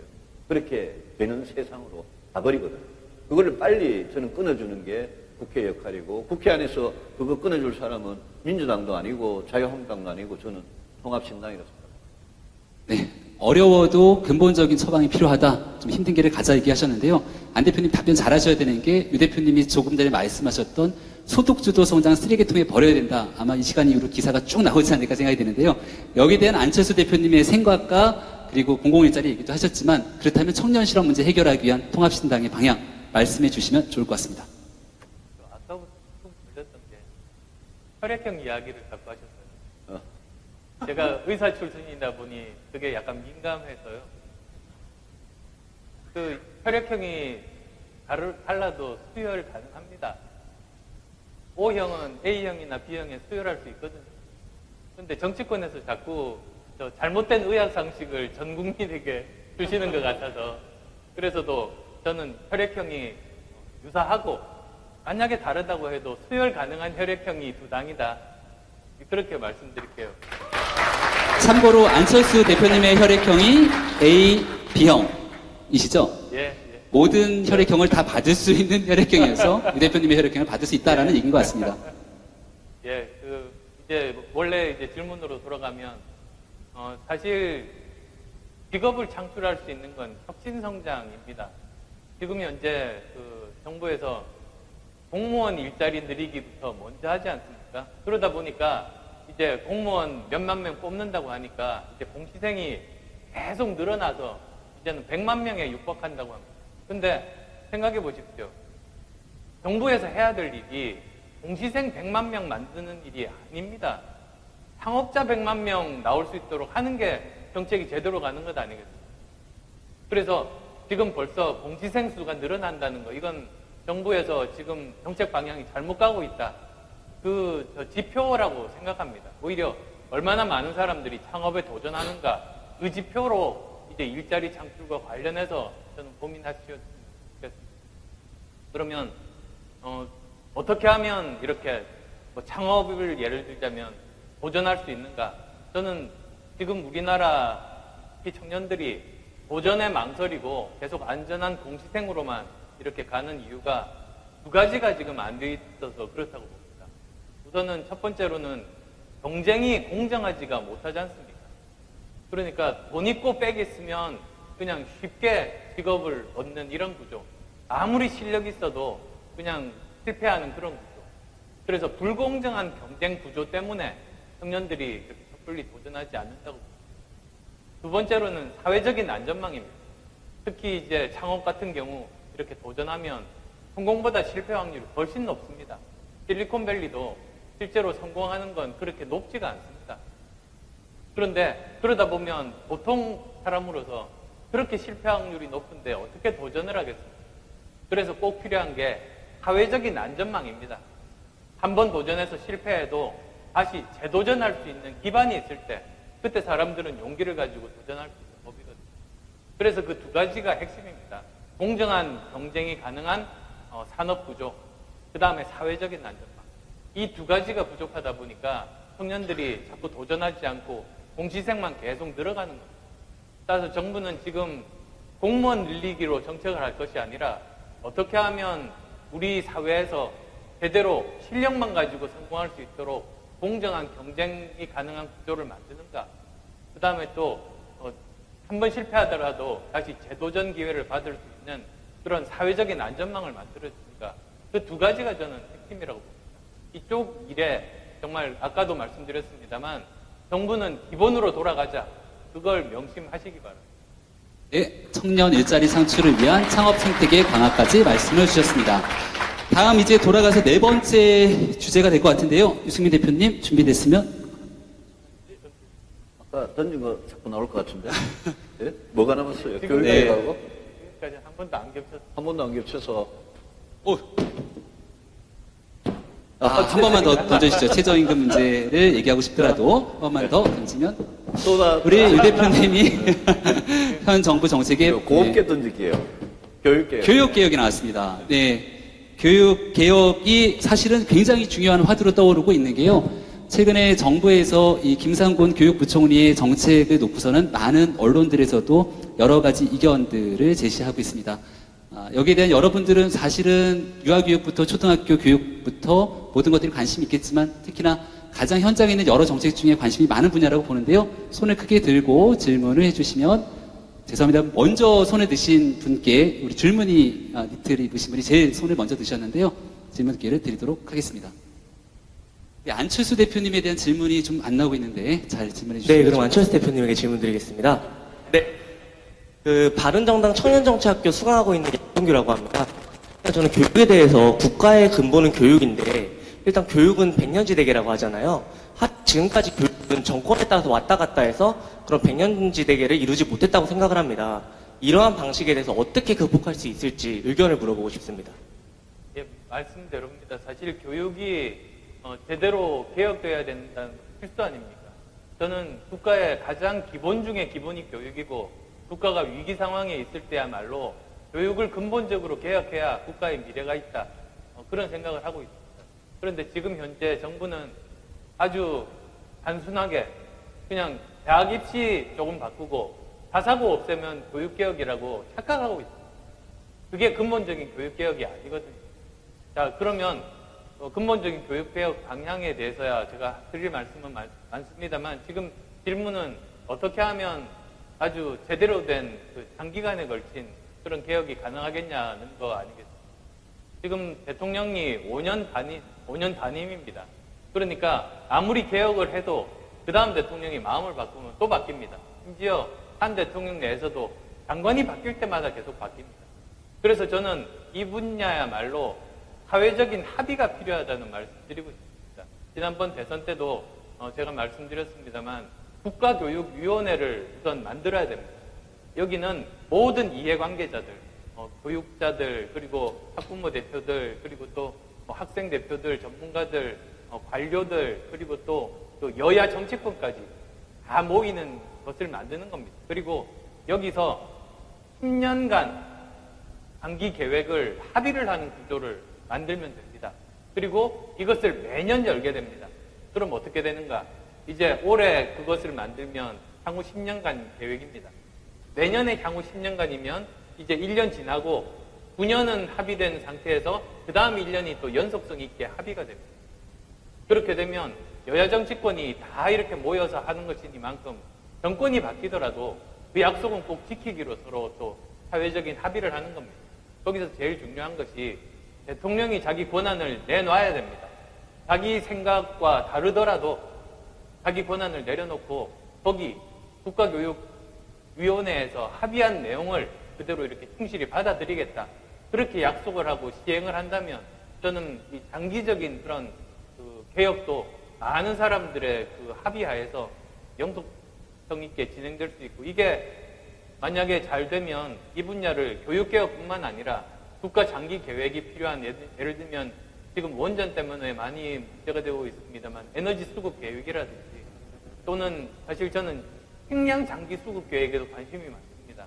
그런 식량 장기 수급 계획이라든지 그런 쪽으로 저는 확대하면서 사회적인 협약이 가능한 나라를 만드는 것이 국가 100년 재개를 위해서 옳다는 입장입니다. 네, 박수 주시고요. 유승민 대표님의 교육 개혁에 대한 생각도 들어보겠습니다. 그 머릿속에 이 권력을 잡은 사람들이 머릿속에 엉뚱한 생각이 들어있으면 꼭 이상한 정책이 나와요. 근데 그 원자력 발전 가지고, 탈원전을 가지고 공론화위원회라는 걸 만들어가지고 돈을 여러분들 낸 세금 많이 쓰면서 정책을 만들었잖아요. 근데 교육이야말로 오히려 정말 안 대표님 말씀 공감하고요. 그 위에 덧붙여서 교육이야말로 진짜 공론을 잘 살펴야 된다고 봐요. 우리 헌법의 정신에 따르면 진짜 모든 국민이 부모의 어떤 경제력이나 사회적인 지위에 관계없이 우리 자식들이 전부 다 좋은 교육을 평등하게 받을 수 있는 그 권리를 가져야 되거든요. 그래야 여러분들이 최근에 양극화 불평등 때문에 제일 걱정하는 기회의 사다리가 없다, 희망의 사다리가 없다는 게 그 대부분이 사실은 교육 때문에 그렇거든요. 그래서 이 부분에 있어서 저는 늘 이렇게 생각합니다. 우리나라만큼 영어 하나, 엉터리 영어 배우려고 어릴 때부터 대학교 졸업할 때까지 이렇게 많은 돈을 쓰는 나라가 세상에 없어요. 여러분의 부모들은 여러분들 무슨 토익, 토플 한다고 학원에 나가고 아니 유학 가는 사람은 GRE, GMAT 한다고 그러고 영어 교육하는데 이렇게 비효율적으로 하는 나라가 없어요. 그거 다 그냥 학원에 사교육에 보내야 되는 이 문제를 하는데 이 정부 거꾸로 갔잖아요. 그죠? 어린이집 유치원 초등학교 1, 2학년 영어 교육을 아예 못하게 금지하려고 그러다가 지금 학부모들한테 혼이 나가지고 왔다 갔다 했잖아요. 이런 거는 오히려 어떻게 하면 우리가 공교육 내지는 다수 국민들, 중산층 서민들이 보통 이용하는 그게 학교고요. 어린이집이고 유치원이에요. 여기에서 대학이고 여기에서 어떻게 좋은 교육을 돈 많이 들이지 않고 언제든지 본인이 원하면 거기에 접근할 기회를 가질 거냐. 저는 거기에만 그냥 정부가 신경 쓰면 된다고 저는 생각을 해요. 그래서 저는 이 어린이집부터 저 대학원까지 그걸 편제를 어떻게 바꾸고 그런 것도 생각해 볼 수 있지만 그 이전에 제일 본질적인 게 우리나라 모든 국민들이 학교 다니는 모든 학생들이 내가 원하는 교육은 그 안에서 이 제도화된 그 시설들 안에서 받을 수 있도록 해주는 게 저는 제일 목표라고 생각을 합니다. 그렇게 하면 많은 국민들 불만이 없어질 것 같아요. 자사고 외고 문제, 저는 자사고 외고 폐지하자는 입장입니다만 자사고 외고 문제도 그게 폐지가 목적이 아니라 그걸 왜 그렇게 하느냐면 자사고 외고에다가 중학교 때 공부 조금 잘한다는 학생들은 그냥 거기 다 그냥 딱서리 해가지고 독점을 하잖아요. 그래 놓고 나머지 대부분의 80%, 90%에 해당하는 우리 자녀들이 일반고에 진학한 자녀들이 앉아가지고 그게 무슨 학교입니까? 그게 무슨 교실이에요? 그런 식으로 교육하는 거를 왜 거기에 방치하냐 이거죠. 그게 문제고. 그래서 우리가 흔히 말로는 공교육을 살리자라는 말을 굉장히 쉽게 하지만 공교육을 진짜 살리려면 공교육 밖에서 이루어지고 있는 그 일들이 그 비싼 사교육비가 아니라 공교육 안으로. 근데 학교에 예컨대 원어민 강사 같은 사람들은 갈수록 줄어들고. 그 완전히 거꾸로 가는 정책이고. 이 정부가 교육에 있어서 거꾸로 가는 이유는 그 집권한 세력들의 그 운동권 세력들이 뇌 속에 뭐가 잘못 들어있기 때문에. 아니, 지금 대통령을 보좌하는, 청와대에서 보좌하는 그 전대협 출신, 운동권 출신들 그 사람들 머릿속에 교육이고 과학기술이고 경제고 잘못된 생각이 주입이 됐고 그 생각이 30년대 전, 40년 전 생각들이 이게 굉장히 시대착오적인 생각으로 하기 때문에 저희들 통합신당이 제가 의미가 있다는 게 이게 그냥 단순히 합쳐가지고 기호 하나 없어지고 선거에서 유리하다 이런 저는 의미가 아니라고 생각해요. 우리 모든 국민들이 현장에서 느끼는 그 문제에 대해서 정말 제대로 된 해법을 제시할 수 있는 정당, 그게 저희들 목표입니다. 그걸 하기 위해서 저희들 정책이 정치라는 말이 있는데요.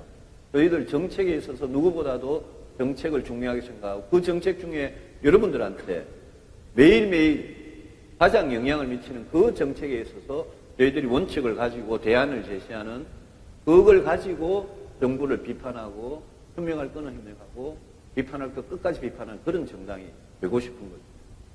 네, 박수 주시죠. 제가 아이가 셋인데요. 이번에 유치원 학부모가 됐습니다. 그래서 지금 교육에 누구보다 관심이 많은데 두 대표님이 하신 말씀 듣고 신당이 가져가는 교육정책 열심히 지켜보도록 하겠습니다. 지금 이제 2개가 남았는데 이거 아무리 돌리면은 똑같은 게 나올 수 있는 것 같아서 제가 그냥 남은 주제를 설명드리고 질문하는 게 시간대가 맞지 않을까 싶은데요. 네, 먼저 2가지. 이게 디지털 주사위면 이미 한번 선택된 건 없어지고 남은 걸로 맞습니다. 이렇게 덮이거든요. 그걸 준비를 통합신당에서 행사하실 때는 그런 좀 인공지능을 활용하시면 좋을 것 같다는 생각이 들고요. 남은 주제 2가지 중에 한 가지를 제가 말씀을 드리겠습니다. 요즘 가장 뜨겁고 핫한 주제이기도 한데요. 바로 앞서 얘기했던 가상화폐에 관한 주제입니다. 말씀하신 것처럼 일부는 암호화폐라고 얘기하기도 하고 가상화폐 얘기를 하기도 하는데 젊은 청년들이 지금 이거로 화가 잔뜩 나 있는 상황이기도 하거든요. 어제 방송사에서는 긴급 토론까지 개최하게 했는데 여기에 대한 청년분들의 과격하고 거침없는 질문 기대하고요. 어떤 분이 질문해 주시겠습니까? 우리 이쪽에 이제 손에 드신 분이 질문해 주시면 그 내용 바탕으로 답변 듣도록 하겠습니다. 가장 뜨거운 질문을 제가 맡은 것 같은데요. 저는 바른정당 청년당원 김건우라고 합니다. 일단 암호화폐라고 오늘 부르기로 했기 때문에 암호화폐라고 질문 드리겠습니다. 이 질문에 대한 답변은 두 대표님께 모두 요청드리고 싶습니다. 최근 암호화폐에 대한 정부 대처가 일관성이 없다는 지적이 나오고 있습니다.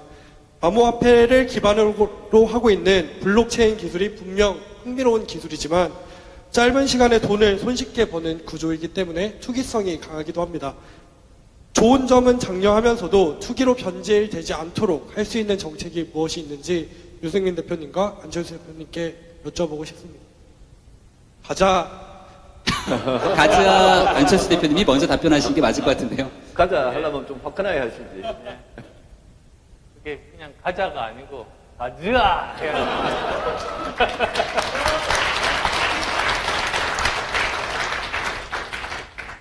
우선 지금 이제 정부의 혼선은 저는 2가지 이유라고 봅니다. 우선 첫 번째는 가장 근본적으로 지금 경제 컨트롤 타워가 분명하지가 않습니다. 정부 구조상으로 분명히 있기는 한데 이게 보면 김동연 경제부총리가 컨트롤 타워 역할을 하지 못하는 경우를 꽤 많이 봤습니다. 김동연 패싱이라고도 부르는 경우가 많았죠. 그래서 지금 보면 여러 가지 경제 정책에 대해서 컨트롤 타워가 분명하지 않은 혼선이 지금까지도 지속되고 있고 특히 이번에 그 암호화폐 관련해서 그게 결국은 폭발하고 말았다. 저는 그렇게 보고 있습니다. 그 다음 또 2번째로는 현재 지금 디지털 시대입니다. 그런데 아날로그 세대가 이 디지털 시대의 모든 결정권을 다 가지고 있습니다. 그것 간의 충돌입니다. 기술에 대한 내용이나 트렌드를 잘 모르면서 그냥 과거의 산업화 시대 그 상식으로만 본인이 알고 있는 그 범위 내에서 여러 가지 조치들을 하려고 하다 보니 나오는 또 충돌입니다. 그 두 가지가 이번에 많은 문제들을 일으켰습니다만, 그 원칙적으로 보면 저는 사실 오늘 아침에도 그 일종의 3원칙, 정부에서 이제 앞으로 특히 암호화폐 관련해서 정책을 할 때 꼭 염두에 둬야 될 3가지 정도를 상식적인 수준에서 말씀을 드렸습니다. 우선 첫 번째는 그렇게 폐쇄와 같은 극단적인 조치 그렇게 하면은 안 됩니다. 이게 만약에 6개월이나 1년 전 같으면 아마도 좀 달랐겠습니다만 이미 굉장히 많은 300만 명이 지금 그 재산을 거기에 투자를 하고 있고, 그리고 하루에 거래가 거의 6조 정도라는 통계도 있었습니다만, 이런 것을 그냥 이렇게 폐쇄한다, 이렇게 말로 던질 수 있는 상황은 아닌 겁니다. 그 다음에 또 두 번째로는 이 부분들에 대해서 오히려 정부에서 해야 되는 그 방향은 투명화하고, 그리고 여러 가지 문제가 될 수 있는 부분들을 미리미리 거기에 필요한 규제들을 만들면서 연착륙할 수 있게 양성화하는 방향으로 해야 됩니다. 만약에 이것을 완전히 폐쇄를 한다고 해도 이것은 블랙마켓, 그런 암시장으로 넘어가고 다른 P2P라든지 또는 외국 거래소와 거래를 할 수가 있으니까 이게 근절이 안 되는 그런 상황 아닙니다. 그 다음 또 이제 세 번째로는 이제 기술적인 문제긴 합니다만, 이 블록체인 기술과 암호화폐가 사실은 완전히 분리가 안 됩니다. 이들은 분리할 수 없는 이유가 처음 태생 때부터 사실은 이런 그 디지털 장부들을 여러 컴퓨터, 자기의 컴퓨터 자산을, 자원을 이제 거기에다가 내놓고 대신에 자기가 그 장부를 하나 가지는 그런 형태입니다.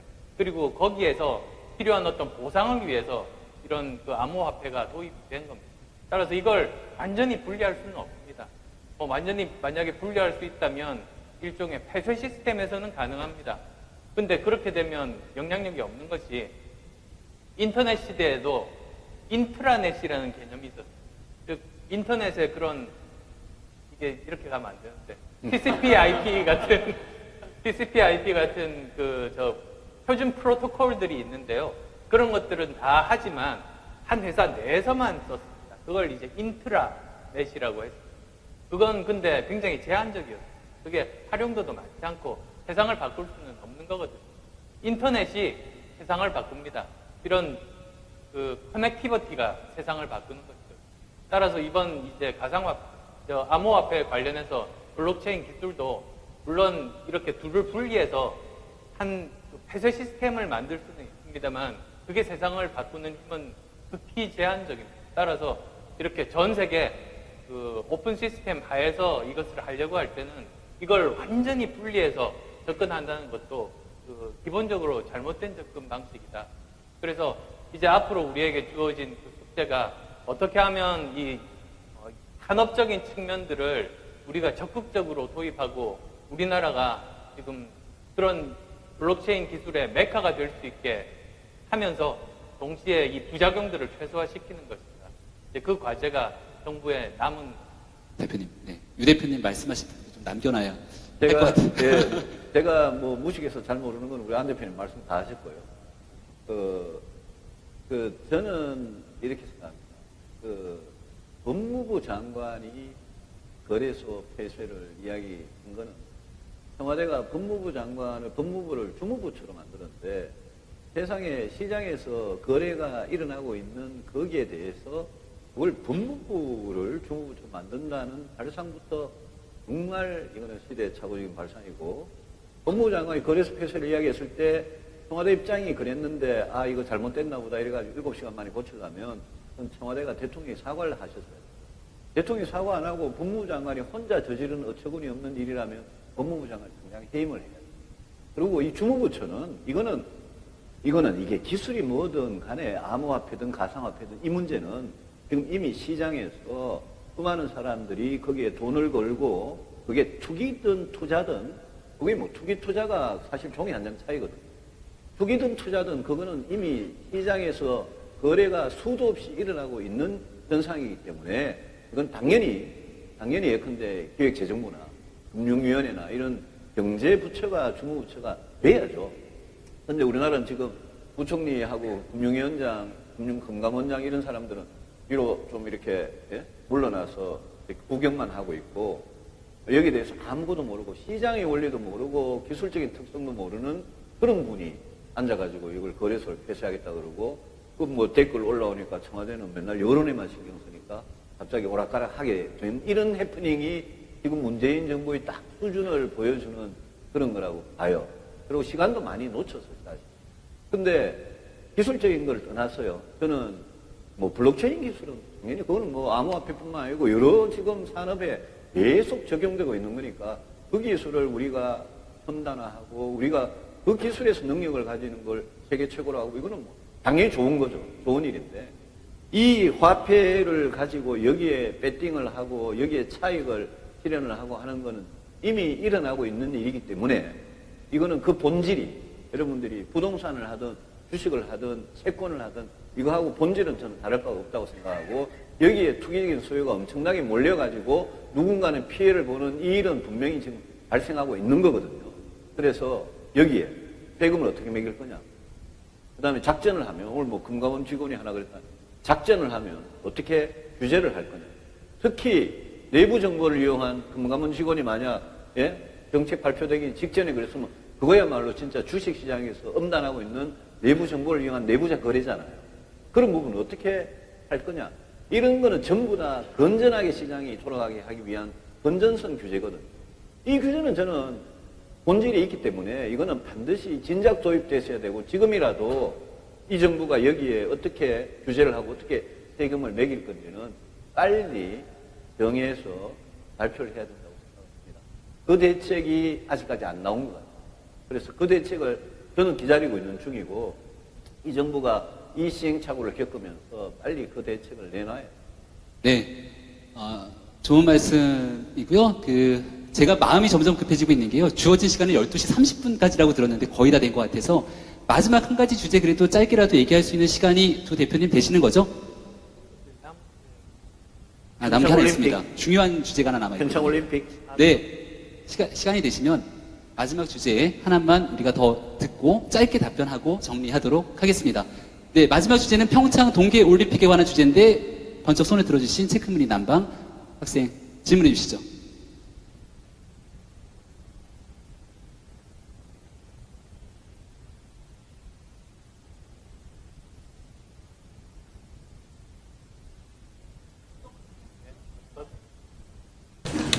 네, 저는 바른정당 청년다운 조은수 유명합니다. 아니 아니라 평창올림픽에서 제가 핫한 게 있잖아요. 요새 좋네요 이거. 네, 요새 단일팀 논란 되게 핫하잖아요. 저 개인적으로 제가 95년생인데 저희 세대가 IMF 겪으면서 한 번도 잘 살아본 적 없는 세대라고들 이렇게 얘기를 하거든요. 그렇게 해서 경쟁이 계속 치열하게 하다 보니까 조금 불공정한 거나 아니면은 기회를 조금 말 타시던 분처럼 앞서 나가시는 거 아니면 반칙을 쓰는 거에 대해서 되게 민감하다고 생각을 하는데 이번 단일팀 논란에 대해서 이거를 좀 대국적으로 생각해가지고 민족의 화합으로 가야 되는 건지 아니면은 그 선수들의 피와 땀과 노력을 존중해줘야 하는 건지 대표님들의 생각을 한번 들어보고 싶습니다. 어느 대표님이 먼저 답변하면 좋을까요? 저는 안철수 대표님이 먼저 대답해 주시면 좋을 것 같습니다. 저도 그 문제에 대해서 이미 입장을 밝힌 바가 있습니다만 일단은 저는 정부가 대한민국 국민들의 자존심을 지키는 일에 좀 더 신경을 써주셨으면 좋겠다고 이미 입장을 밝힌 바가 있습니다. 그리고 또 그 단일팀 관련해서 사실은 뭐 과정상에서도 여러 가지 제가 드릴 말씀은 많습니다만 무엇보다도 저는 총리의 그 발언이 많은 사람들의 그 마음에 상처를 줬다고 생각합니다. 메달 안 따면 어떻게 해도 상관없다. 그런 것 아니겠습니까? 그래서 제가 인터넷에서 어떤 분이 저한테 이런 이야기를 하시더라고요. 그러면 총리께서 대선에 안 나가실 거면 정계 은퇴하시라고 하면 좋겠습니까? 이렇게 말하고 싶다고 하는 그런 그 말씀도 제가 들었어요. 그래서도 이 올림픽 정신에도 맞지 않는 겁니다. 메달과 상관없이 참여해서 열심히 자기가 4년 동안 열심히 노력했던 자기 기량을 발휘하는 게 스포츠 정신, 또 올림픽 정신 아니겠습니까? 그래서도 지금 우선 그 총리의 발언은 정말로 부적절했다. 그 말씀 다시 드리겠습니다. 그 여자 아이스하키가 세계 22위라는 게 총리 이야기잖아요. 근데 여러분, 우리나라 대한민국 여성들이 아이스하키 하나도 안 하다가 새로 시작해서 세계 22위면 엄청난 거 아닙니까? 그렇게 열심히 땀을 흘려서 이 올림픽에 출전하기로 확정이 된 사람한테, 그 사람한테 대통령께서는 역사의 명장면을 연출해야 되기 때문에 단일팀 만들어라 이렇게 이야기해요. 총리가 나는 그냥 밥 먹다가 어제 그냥 훌쩍 한 말인 줄 알았는데 나중에 동영상을 보니까 마이크를 잡고 제대로 한 말이더라고요. 메달권이 아니라서 단일팀을 할 수 있다.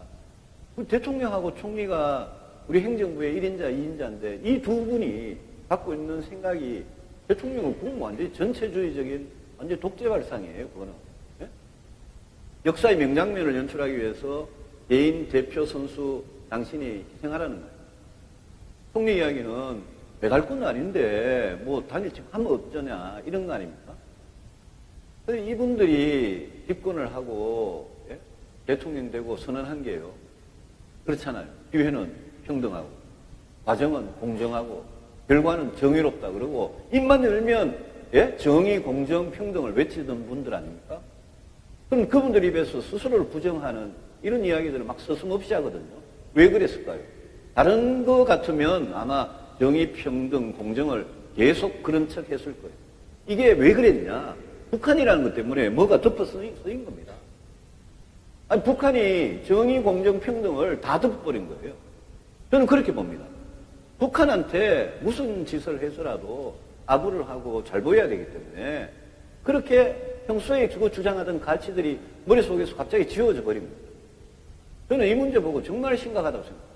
마식령 스키장이 그게 북한 인민들의 피와 땀을 뺏어가지고 거기에서 우리가 왜 가서 연습을 하고요? 우리 관광객이 총 맞아서 돌아가신 금강산에 가서 왜 전야제를 합니까? 저는 이 북한 문제만 이렇게 나오면요, 뭐랄까요, 이렇게 사람들이 좀 이상해져요. 이 문제는 저는 정말 바로 잡아야 된다고 생각하고요. 여러분들 정상적으로 상식적으로 생각하시면 되는 겁니다. 북한의 아이스하키 여자 선수팀이 오면요, 열심히 북한 대표팀으로 열심히 하고 그 팀이 꼴찌를 하든 1등을 하든 우리 국민들은 같은 동포팀이니까 열심히 박수 쳐주고 응원해주면 되는 겁니다. 그렇잖아요? 입장식도 마찬가지잖아요. 입장식도 북한 대표팀이 오면 자기는 자기 들고요. 우리는 우리하고 한반도기 할 것 같으면 태극기하고 한반도기 같이 하면 되잖아요. 그냥 상식적으로 생각하면 될 거를 왜 굳이 억제하고 숨기고 막 강제하면 이러면서 이렇게 어색한 겁니까? 그래서 저는 여자 아이스하키 팀, 단일팀 논란을 보면서 그게 2016년 10월 24일 날 그 전에 이화여대 여러분 정유라 사건 아시죠? 정유라 사건하고 지금 뭐가 다르냐? 정유라 사건, 최순실 사건 가지고 촛불 있고 촛불 정신이 어떻고 민주공화국이 어떻고 이러면서 정권 잡은 사람들 아닙니까? 근데 지금 1년도 안 됐는데 저런 짓 하잖아요. 통합신당이 얼마나 중요한지 여러분 잘 아시겠죠? 네, 기승전 통합신당으로 정리를 한 것으로 보고요. 드디어 시간이 거의 다 끝났기 때문에 두 분 대표님께 마무리 발언 아주 짧게 정리를 하고 저희가 다 같이 단체 포토 한번 찍는 시간까지 가면은 거의 40분이 육박할 것 같거든요. 짧게 마지막 우리 청년들과 함께하는 마무리 발언 부탁드리겠습니다. 유 대표님 하신 김에 먼저 하시고 안 대표님 사실은 여러분들 이야기를 사실 많이 들으려고 하는데 저하고 안 대표 저희 둘이가 너무 많이 떠든 것 같아요. 좀 그렇긴 하네요. 이게 그래서 나중에 기회가 되면 오늘은 이제 첫날이고 아마 갑자기 연락이 가서 이렇게 오셨을 것 같아요. 네, 다음에 좀 여러분들 저희 둘의 이 화학적 결합도 정말 중요하고요. 또 여러분들끼리 우리 당원들끼리 또 우리 청년 당원들끼리 화학적 결합도 앞으로 굉장히 중요해집니다. 그 결합을 하기 위해서는 저희들이 뭔가 사명의식, 목표의식이 있어야 됩니다. 우리가 뭘 하기 위해서 이 일을 하느냐, 예? 우리가 왜 이 일을 하느냐에 대해서 분명한 의식, 비전, 용기를 가져야 되기 때문에 그런 점에서 앞으로 이런 대화의 기회가 더 많았으면 좋겠습니다. 우리 국민의당, 바른정당, 청년당으로 와주셔서 정말 감사드리고 배가 고파가지고 그만했습니다. 고맙습니다. 예.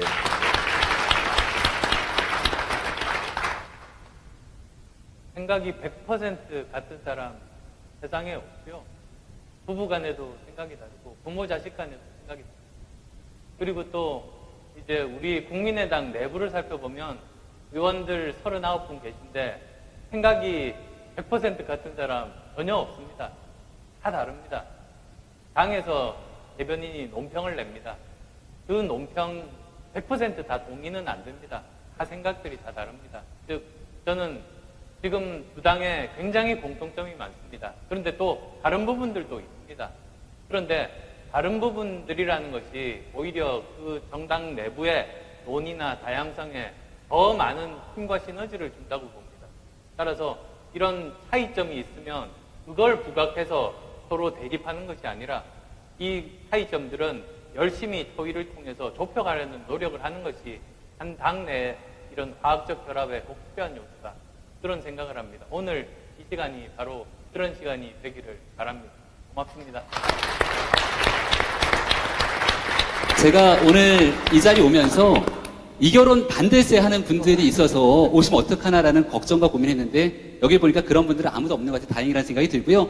우리 다 같이 모여서 단체 촬영하면서 자리 마무리할 건데 주 대표님이 여기 이렇게 앉아주시고 청년들이 와서 뒤에 쭉 쓰면은 아마 그림이 예쁘게 나오지 않을까 생각이 됩니다. 네, 다 와서 단체 촬영으로 오늘 안철수 유승민 대표와의 대화 마무리 지면 좋을 것 같습니다.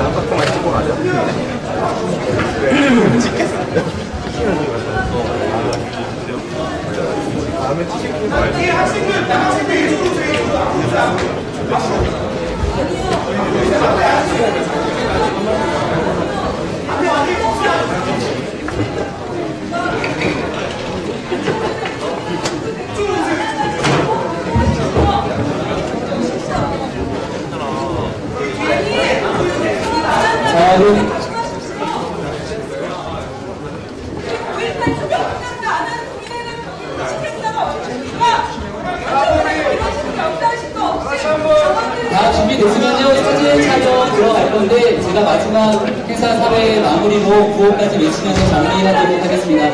오늘 우리 행사의 모토를 보니까 청년이 미래다라는 모토로 되어 있네요. 이 자리에 있는 분들이 아마도 우리 청년들을 위한 새로운 정치의 가능성들을 보자 얘기하는 것 같은데요. 자, 제가 이제 우리 여기 있는 모든 분들께 청년이 하고 외치면 미래다로 여기